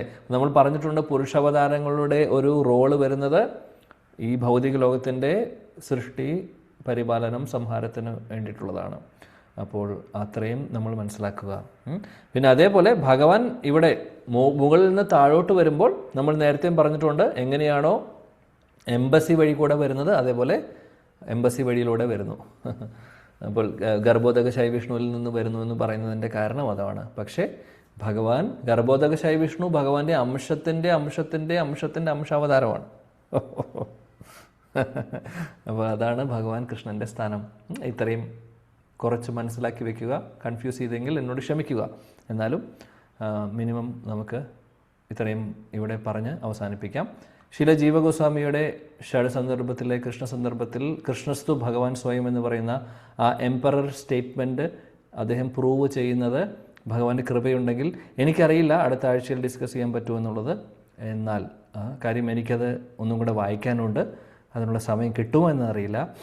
കിട്ടുമെങ്കിൽ മാത്രം, ഇല്ലെങ്കിൽ നമ്മൾ അടുത്ത ശ്ലോകത്തിൽ കണ്ടിന്യൂ ചെയ്യുന്നതായിരിക്കും. കാര്യം അതിനു വേണ്ടി തന്നെ കുറച്ച് സമയം എടുക്കും. പക്ഷേ മനോഹരമായിട്ടുള്ളൊരു അനാലിസിസാണ് ജീവഗോസ്വാമി ചെയ്യുന്നത്. അതിമനോഹരം. കണ്ണ് നമ്മുടെ തുറക്കും, തലയിലൂടെ പുകയൊക്കെ പോവും. എങ്ങനെയാണ് അദ്ദേഹം അത് കൺക്ലൂഡ് ചെയ്യുന്നതെന്നുള്ളത്. അപ്പോൾ ഇപ്പോൾ സാധിച്ചില്ലെങ്കിൽ എപ്പോഴെങ്കിലും നമുക്ക് നോക്കാം. എന്നാൽ തൽക്കാലം ഇവിടെ ഞാൻ അവസാനിപ്പിക്കുന്നു. ഭഗവാന്റെ കൃപയുണ്ടെങ്കിൽ അടുത്ത ക്ലാസ്സിൽ നമ്മൾ കണ്ടിന്യൂ ചെയ്യുന്നതായിരിക്കും. ഹരേ കൃഷ്ണ കൃഷ്ണ കൃഷ്ണ ഹരേ ഹരേ, ഹരേ രാം രാം രാം ഹരേ ഹരേ. ഗ്രന്ഥരാജ് ശ്രീമദ് ഭാഗവതം की जय, जगद्गुरु शीला प्रभुपाद की जय, समवेद गौर भक्त वृंद की जय, निताय गौर प्रेमानंदे. Thank you. Hare Krishna. Hare Krishna. Thank you പ്രഭു. എന്തെങ്കിലും സംശയം ഉണ്ടെങ്കിൽ ചോദിച്ചോട്ടെ. ഹരേ കൃഷ്ണ പ്രഭു. പ്രണാമം പ്രഭുജി. എനിക്ക് ചോദിക്കാനുള്ളത്, എൻ്റെ കൂടെ ജോലി ചെയ്യുന്ന ഒരു ലേഡിയോട് ഞാൻ ഈ ഗോപിക്കുറി തിലകം ഇടുന്നത് കൊണ്ടൊക്കെ അവരെൻ്റെ അടുത്ത് ചോദിച്ചിരുന്നു. അപ്പം ഞാൻ ഇസ്കോണില് ഇങ്ങനെ ചേർന്നതും ഇതൊക്കെ പറഞ്ഞു. അപ്പൊ അവര് പറഞ്ഞു, എനിക്ക് ഇസ്കോൺകാരോട് ഒരു എതിർപ്പുള്ളത് എന്താണ്, ഒരു എതിർപ്പുണ്ട് നിങ്ങളോട് എന്ന് പറഞ്ഞു. അപ്പൊ ഞാൻ ചോദിച്ചു എന്താണെന്ന് ചോദിച്ചപ്പോ അവര് പറഞ്ഞ്, അത് ഞാൻ പണ്ട് തൊട്ടേ ഞാൻ പാടിയിട്ടുള്ളത്, ക്ഷേത്രത്തിലൊക്കെ കേട്ടിട്ടുള്ളത്, ഹരേ രാമ രാമ രാമ ഹരേ ഹരേ, ഹരേ കൃഷ്ണ കൃഷ്ണ കൃഷ്ണ ഹരേ ഹരേ. നിങ്ങൾ രാമനെ രണ്ടാമതാക്കിയിട്ട് കൃഷ്ണനെ ആദ്യം പറഞ്ഞില്ലേ, അതെനിക്ക് ഇഷ്ടപ്പെട്ടില്ല, എനിക്കത് എതിർപ്പുണ്ടെന്ന് പറഞ്ഞു. ശരി. അപ്പം ഞാൻ അവരോട് പറഞ്ഞത്, നമ്മുടെ ചൈതന്യ മഹാപ്രഭു ഇങ്ങനെ ഇതിനു വേണ്ടി വന്നിട്ട് നമ്മുടെ പോലുള്ള അധകൃതരായിട്ടുള്ള ആൾക്കാർക്ക് പോലും ഈ മഹാമന്ത്രം നമുക്ക് പറഞ്ഞു കൊടുത്ത് മോചനത്തിനുള്ള വഴിയൊരുക്കിയെന്ന് ബസ് യാത്രക്കിടയിൽ കുറച്ച് പറഞ്ഞു. ഇന്നലെ എനിക്കിത് പ്രഭുവിനോട് ചോദിക്കണമെന്ന് എനിക്കുണ്ടായിരുന്നു. പക്ഷെ ഇന്ന് പ്രഭു അതിന്റെ ഡീറ്റെയിൽസ് കുറേയും കൂടെ ഉത്തരം പറഞ്ഞു തന്നതിന് ഒരുപാട് താങ്ക്സ് പ്രഭു. ഇപ്പോൾ ഹരേകൃഷ്ണ മഹാമന്ത്രം ചൈതന്യ മഹാപ്രഭു ഫ്ലിപ്പ് ചെയ്തിട്ടില്ല. അതാദ്യം തന്നെ നമ്മൾ മനസ്സിലാക്കണം. ഹരേകൃഷ്ണ മഹാമന്ത്രം, അതായത് മന്ത്രങ്ങൾ, ഇപ്പോൾ ഹരേ രാമ എന്ന് പറയുന്നതും ആക്ച്വലി രാമനെ കൃഷ്ണനെ താഴെയാക്കി എന്ന് പറയുന്നതിൽ അർത്ഥമില്ല. രാമനും കൃഷ്ണനും ഒന്നാണ്. രാമനും ഭഗവാൻ കൃഷ്ണനും രാമനും തമ്മിൽ എന്താ ആ വ്യത്യാസം കാണുന്നതേ തന്നെ ആ അറിവില്ലായ്മ കൊണ്ടാണ്. നമ്മൾ ഒരിക്കലും വ്യത്യാസമായിട്ട് കാണാൻ പാടില്ല. ഭഗവാൻ കൃഷ്ണനും രാമനും തമ്മിൽ എന്താണ് വ്യത്യാസം? തത്വത്തിൽ ഒന്നാണ് രണ്ടുപേരും. ഭാവത്തിൽ വ്യത്യാസമുണ്ട്, മൂഡിൽ വ്യത്യാസമുണ്ട് എന്നുള്ളതേ ഉള്ളൂ. തത്വത്തിൽ രണ്ടും ഒന്ന് തന്നെ, ഒരു വ്യത്യാസവും ഇല്ല. അപ്പോൾ നമ്മൾ അങ്ങനെ കാണുന്നത് തന്നെ, അങ്ങനെ ചിന്തിക്കുന്നത് തന്നെ ഒരു പ്രശ്നമാണ്. പിന്നെ രണ്ടാമത്തെ കാര്യം, ഹരേ രാമ എന്ന് പറയുന്നത് ചില പുരാണങ്ങളിൽ അല്ലെങ്കിൽ ഉപനിഷത്തുകളിൽ അങ്ങനെ പറയുന്നു എന്ന് ശരിയാണ്. എന്നാൽ ഹരേ കൃഷ്ണ എന്ന് അതും പറയുന്നുണ്ട് പല ശാസ്ത്രങ്ങളിലും, രണ്ടും പറയുന്നുണ്ട്. അപ്പോൾ അറിഞ്ഞുകൂടായിരുന്നു. ഹരേ രാമ ഹരേ കൃഷ്ണ എന്ന് തുടങ്ങുന്നതും ഉണ്ടെന്ന് എനിക്ക് അറിഞ്ഞുകൂടായിരുന്നു. ഓക്കെ, ഉണ്ട്, ഒരുപാട് സ്ഥലങ്ങളിൽ അതും പറയുന്നുണ്ട്. അപ്പോൾ ശാസ്ത്രങ്ങളിൽ രണ്ടും പറയുന്നുണ്ട്. ചൈതന്യ മഹാപ്രഭു നമുക്ക് പറഞ്ഞു തന്നിട്ടുള്ളത് ഹരേ കൃഷ്ണ എന്നുള്ളതാണ് തുടക്കം. അത്രയേ വ്യത്യാസം. അപ്പോൾ അപ്പോൾ ഹരേ രാമ എന്ന് തുടക്കത്തിൽ ചൊല്ലുന്നത് കൊണ്ട് ആർക്കും ഒന്നും നഷ്ടപ്പെടാനും പോകുന്നില്ല. അത് തെറ്റായിട്ടുള്ളൊരു കാര്യമാണെന്ന് പറയുന്നില്ല. എന്നാൽ ചൈതന്യ മഹാപ്രഭു നമ്മുടെ അവസാനത്തെ റീസെൻ്റ് ആയിട്ടുള്ള ഭഗവാന്റെ അവതാരമാണ്. അപ്പോൾ മഹാപ്രഭു നമുക്ക് പറഞ്ഞു തന്നിട്ടുള്ളത് നമ്മൾ ഫോളോ ചെയ്യുന്നു, അതാണ് മനസ്സിലാക്കേണ്ടത്. അപ്പോൾ ശാസ്ത്രങ്ങൾ അതിനു മുമ്പ്, മഹാപ്രഭുവിൻ്റെ അവതാരത്തിന് മുമ്പും പുരാണങ്ങളും ഉണ്ടായിരുന്നു. വ്യാസദേവൻ അവിടെ പറയുന്നുണ്ട്. അപ്പോൾ ഹരേ രാമ എന്ന് തുടക്കത്തിൽ എഴുതിയിട്ടുണ്ടെങ്കിൽ കൺഫ്യൂഷൻ്റെ ആവശ്യമില്ല.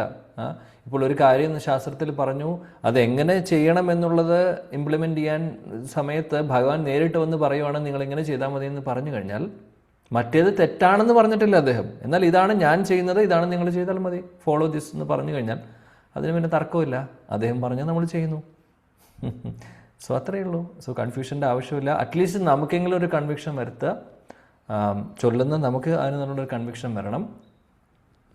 അതായത് ഈ ഒരു ഹരേകൃഷ്ണ മഹാമന്ത്രത്തിലും നമ്മൾ തെറ്റായിട്ടുള്ളൊരു കാര്യമാണ് ചെയ്യുന്നത്, അല്ല തെറ്റായിട്ടുള്ള കാര്യമല്ല ചെയ്യുന്നത് എന്നുള്ളത്, പിന്നെ രാമനും കൃഷ്ണനും തമ്മിൽ വ്യത്യാസമില്ല എന്നുള്ളതും മാത്രമല്ല, രാമൻ ശ്രീരാമനായിട്ട് സങ്കല്പിക്കുന്നവർ ആ രാമമന്ത്രത്തിൽ വാക്കിൽ ശ്രീരാമൻ എന്ന് വിചാരിക്കുന്നവർ ശ്രീരാമനെ ആയിരിക്കും. ചിലവർ ബലരാമനായിട്ടായിരിക്കും കാണുന്നുണ്ടാവുക, ചിലർ അതേപോലെ പരശുരാമനായിട്ട് കാണുന്നുണ്ടോ എന്ന് എനിക്കറിയില്ല. അങ്ങനെയും ഉണ്ടാവും, ആയിക്കോട്ടെ. പക്ഷേ ഗൗഡിയ ആചാര്യന്മാർ നമ്മളോട് പറഞ്ഞു തരുന്നു, രാമ എന്ന് പറയുന്നത് കൃഷ്ണൻ്റെ ഒരു നാമമാണ്, കൃഷ്ണൻ്റെ വേറൊരു പേരാണ്. രമൺ, രാമ. ഇപ്പോൾ രാധാരമൺ, വൃന്ദാവനത്തിലെ രാധാരമൺ എന്ന് പറഞ്ഞു കഴിഞ്ഞാൽ ഭഗവാന്റെ ഒരു പേരാണ്. അപ്പോൾ രമൺ, രാമൻ തമ്മിൽ വ്യത്യാസമില്ല, രണ്ടും ഒരേ അർത്ഥമാണ്. അതേപോലെ തന്നെ വിഷ്ണു എന്ന് പറയുന്നത് കൃഷ്ണൻ്റെ ഒരു പേരാണ്. വിഷ്ണു എന്ന് പറയുന്നത് പുരുഷാവതാരങ്ങൾ മാത്രമല്ല, കൃഷ്ണൻ്റെ വേറൊരു പേരാണ് വിഷ്ണു. അതും ശാസ്ത്രങ്ങളിൽ പറയുന്നുണ്ട്. ഭാഗവതത്തിൽ തന്നെ ഒരു സ്ഥലത്ത് പല സ്ഥലങ്ങളിലും വിഷ്ണു എന്ന് അഭിസംബോധന ചെയ്യുന്നുണ്ട് കൃഷ്ണനെ. അത് തെറ്റായിട്ടല്ല, അത് സത്യമാണ്. കാര്യം എന്താണെന്ന് വെച്ചാൽ കൃഷ്ണൻ്റെ ഒരു പേരാണ് വിഷ്ണു. അതേപോലെ രാധാക്കുണ്ട് മഹിമ പറയുന്ന സമയത്ത് അവിടെ വിഷ്ണുവിൻ്റെ പ്രിയപ്പെട്ടതാണ് രാധ. ആ വിഷ്ണു ആരാണ്? കൃഷ്ണനാണ് ഉദ്ദേശിക്കുന്നത്. അപ്പോൾ കൃഷ്ണൻ്റെ ഒരു പേരാണ് വിഷ്ണു. സോ അത്രയേ ഉള്ളൂ. അതേപോലെ രാമൻ എന്ന് പറയുന്നത് ഭഗവാന്റെ ഒരു പേരാണ്. സ്വയം ഭഗവാനായിട്ടുള്ള ഭഗവാൻ നമ്മളിന്ന് വായിച്ചു, കൃഷ്ണസ്തു സ്വയം ഭഗവാൻ. അദ്ദേഹത്തിന് മറ്റുള്ള ബാക്കിയുള്ള അവതാരങ്ങളുടെ പേരെല്ലാം അദ്ദേഹത്തെ വിളിക്കാം. ഇപ്പോൾ ഭഗവാനെ നരസിംഹ എന്ന് വിളിച്ചാൽ തെറ്റല്ല, എന്താ കുഴപ്പം? ഭഗവാന്റെ ഒരു അവതാരത്തിൻ്റെ പേരാണ്. രാമ എന്ന് വിളിക്കുന്നതിനും തെറ്റല്ല, വരാഹ എന്ന് വിളിക്കുന്നതും തെറ്റല്ല. ഇതെല്ലാത്തിൻ്റെയും തുടക്കമാരാണ്? ഭഗവാനാണ്. അത്രയും അത് നമ്മുടെ ഉള്ളിലുണ്ടെങ്കിൽ ബാക്കി ഒരു കൺഫ്യൂഷനും ഇല്ല. മറ്റുള്ളവരെ കൺവിൻസ് ചെയ്യാൻ മാതാജി അത് ബുദ്ധിമുട്ടാണ്. കാര്യം ഒന്ന്, ഈ പറയുന്ന ശാസ്ത്രങ്ങൾ പഠിച്ച് അത് വിശകലനം ചെയ്ത് അതിനുവേണ്ടി സമയം കണ്ടെത്തി അതേപോലെ ഭഗവാന്റെ തിരുനാമം ജപിച്ചുകൊണ്ട് ഭാഗവതം പഠിച്ചുകൊണ്ട് മുന്നോട്ട് പോകുന്നവർക്ക് ഇതൊക്കെ മനസ്സിലാവുകയുള്ളൂ. ഇല്ലാത്തവർക്ക് എല്ലാം തെറ്റാണെന്നുള്ള ഭാവമായിരിക്കും. നാളെ പറയും ഹരേകൃഷ്ണക്കാര് ഡാൻസ് കളിക്കുന്നത് ശരിയല്ല, അതെന്തുകൊണ്ട് ബന്ധക്കോസ്തുകാർ. അവർക്ക് എന്തറിയാം സയൻസ്? ഈ ഒരു സയൻസ് അറിയില്ല. ശാസ്ത്രങ്ങളിൽ പറയുന്നുണ്ട് ഭഗവാന്റെ മുമ്പിൽ ഡാൻസ് കളിക്കുന്ന കാര്യവും കീർത്തനം ചൊല്ലുന്ന, കൈയടിച്ച് കീർത്തനം ചൊല്ലുന്ന കാര്യവും വളരെ വ്യക്തമായിട്ട് പറയുന്നുണ്ട് പല സ്ഥലങ്ങളിലും. അപ്പോൾ അങ്ങനെയുള്ള ഇതൊന്നും പ്രാക്ടീസ് ചെയ്യാത്ത ഒരാളെ കൺവിൻസ് ചെയ്യാൻ എളുപ്പമല്ല. അവർക്ക് 100 റീസൺ ഉണ്ടാവും ഇങ്ങോട്ട് പറയാൻ, തെറ്റാണെന്ന് പറയാൻ വേണ്ടി. സോ നമ്മൾ എന്താ ചെയ്യേണ്ടത്? പറയാൻ പറ്റുന്നത് പറഞ്ഞ് മനസ്സിലാക്കിപ്പിക്കുക. അതിനപ്പുറത്തേക്ക് കൂടുതൽ എക്സ്പ്ലെയിൻ ചെയ്യാൻ നിൽക്കണ്ട. 10 നാമാപരത്തിൽ എന്താണ് പറയുന്നത്? അവിശ്വാസികൾക്ക് നാമം പറഞ്ഞു കൊടുക്കണ്ട എന്നുള്ളത്. ശരിയാണോ, എന്തിനാണ് നമ്മൾ ചെയ്യുന്നത്? എന്നാൽ അതേ സമയത്ത് അവർക്ക് റിസപ്റ്റ് ചെയ്യാനുള്ള അല്ലെങ്കിൽ ഇത് മനസ്സിലാക്കാനുള്ളൊരു ആഗ്രഹത്തോടു കൂടി ചോദിക്കുന്നവർക്ക് പറഞ്ഞു കൊടുക്കാം. അല്ലാതെ റിബല്ലസ് ആയിട്ട് അതായത് വാദിക്കാൻ വേണ്ടി വരുന്നവരാണെങ്കിൽ കുറച്ച് പറഞ്ഞു നോക്കാം, ഇനി സാധിക്കുന്നില്ല എന്ന് കണ്ടു കഴിഞ്ഞാൽ ഹരേ കൃഷ്ണ എന്ന് പറഞ്ഞ് ഒഴിഞ്ഞു മാറുന്നതാണ് നല്ലത്. എന്നിട്ട് അവർക്ക് വേണ്ടി പ്രാർത്ഥിക്കുക. അവർക്ക് ഭഗവാനെ നാമം ജപിക്കാനുള്ള ഒരു ഭാഗ്യം ഒരു ദിവസം കിട്ടട്ടെ. നാമം ജപിച്ച് തുടങ്ങുമ്പോൾ ഇതെല്ലാം പതുക്കെ പതുക്കെ മനസ്സിലായി തുടങ്ങും. അത്രയേ ഉള്ളൂ. അപ്പോൾ നമ്മൾ വിഷമിക്കേണ്ട ആവശ്യമില്ല. അവരെ കൊണ്ട് അവർ പറഞ്ഞ് മനസ്സിലാക്കിപ്പിക്കാൻ സാധിക്കുന്നില്ല, അതൊന്നും നമ്മൾ ആലോചിച്ച് വിഷമിക്കേണ്ട. ആദ്യം നമ്മുടെ കാര്യത്തിൽ വിശ്വാസം കൊണ്ടുവരിക, നമുക്ക് പൂർണ്ണ വിശ്വാസം ഉണ്ടാവുക, അത്രയും മതി. നമ്മുടെ വിശ്വാസത്തിനെ കെടുത്താനുള്ള ഒന്നും നമ്മളിൽ, അല്ലെങ്കിൽ മറ്റുള്ളവർ പറയുമ്പോൾ നമ്മുടെ വിശ്വാസം കെടാൻ പാടില്ല, നമ്മുടെ വിശ്വാസത്തിൽ കോട്ടം തട്ടാൻ പാടില്ല. ഇത് നമ്മൾ ശ്രദ്ധിക്കേണ്ട കാര്യമാണ്. അപ്പോൾ അവിടെ ഒരു വര വരയ്ക്കണമെങ്കിൽ വര വരയ്ക്കുക, ഡിസ്റ്റൻസ് കീപ്പ് ചെയ്യണമെങ്കിൽ കീപ്പ് ചെയ്യുക. ഹരേ കൃഷ്ണ. Thank you. ഹരേ കൃഷ്ണ പ്രഭു. ഹരേ കൃഷ്ണ പ്രഭു. ഹരേ കൃഷ്ണ. ഗീതാബായി മാതാജി ഓക്കെ ആണോ? കൺവിൻസിംഗ് ആണോ? ഓക്കെയാണ് പ്രഭു, ഓക്കെയാണ്. ഞാൻ ഓക്കെയാണ് പ്രഭു. എനിക്ക് മറ്റുള്ളവരെ ബോധ്യപ്പെടുത്താൻ പറ്റുന്നില്ല. ബോധ്യപ്പെടാൻ അതിനുള്ള ഭാഗ്യം ഭഗവാന്റെ കൃപ ഉള്ളവരെ മാത്രം ബോധ്യപ്പെടുത്തിയാൽ മതി. അങ്ങനെയുള്ളവർ അടുത്ത് വരുമ്പോൾ അവർക്ക് പറഞ്ഞു കൊടുക്കുക. ഇല്ലാത്ത ലോകം മുഴുവനും നമുക്ക് നന്നാക്കാൻ സാധിക്കില്ല. അൺലെസ് നാമവും ഭാഗവതത്തെയും നാമം ജപിക്കാത്ത ഒരാൾക്കും ഇതൊന്നും പറഞ്ഞാൽ മനസ്സിലാവില്ല മാതാജി. സത്യമാണത്. നമുക്കും ഇതിൽ കൺവിക്ഷൻ വന്നത് എങ്ങനെയാണ്? നാമം ജപിച്ച് തുടങ്ങി മുന്നോട്ട് പോയത് കൊണ്ട് മാത്രമാണ്.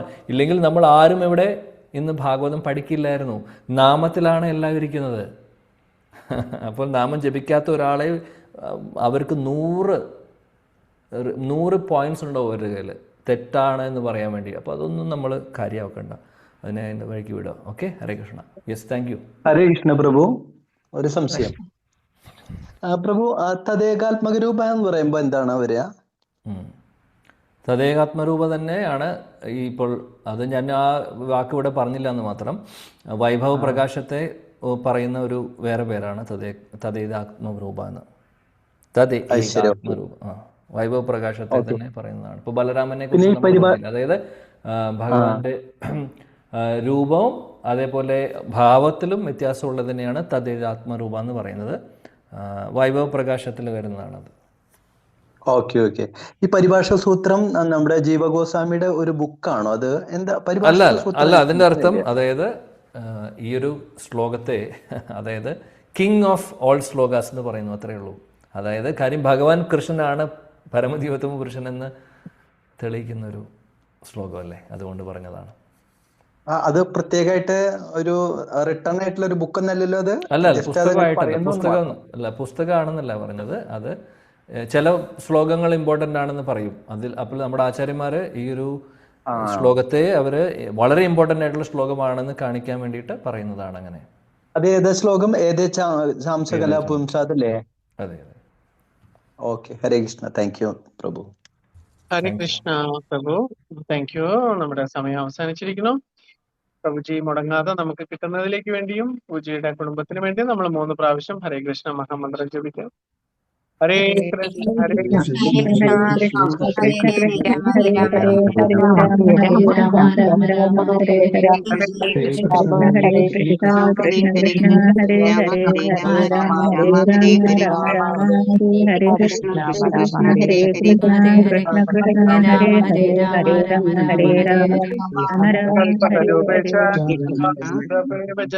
പതിദാനഭ്യോ വൈഷ്ണവേഭ്യോ നമോ നമഃ.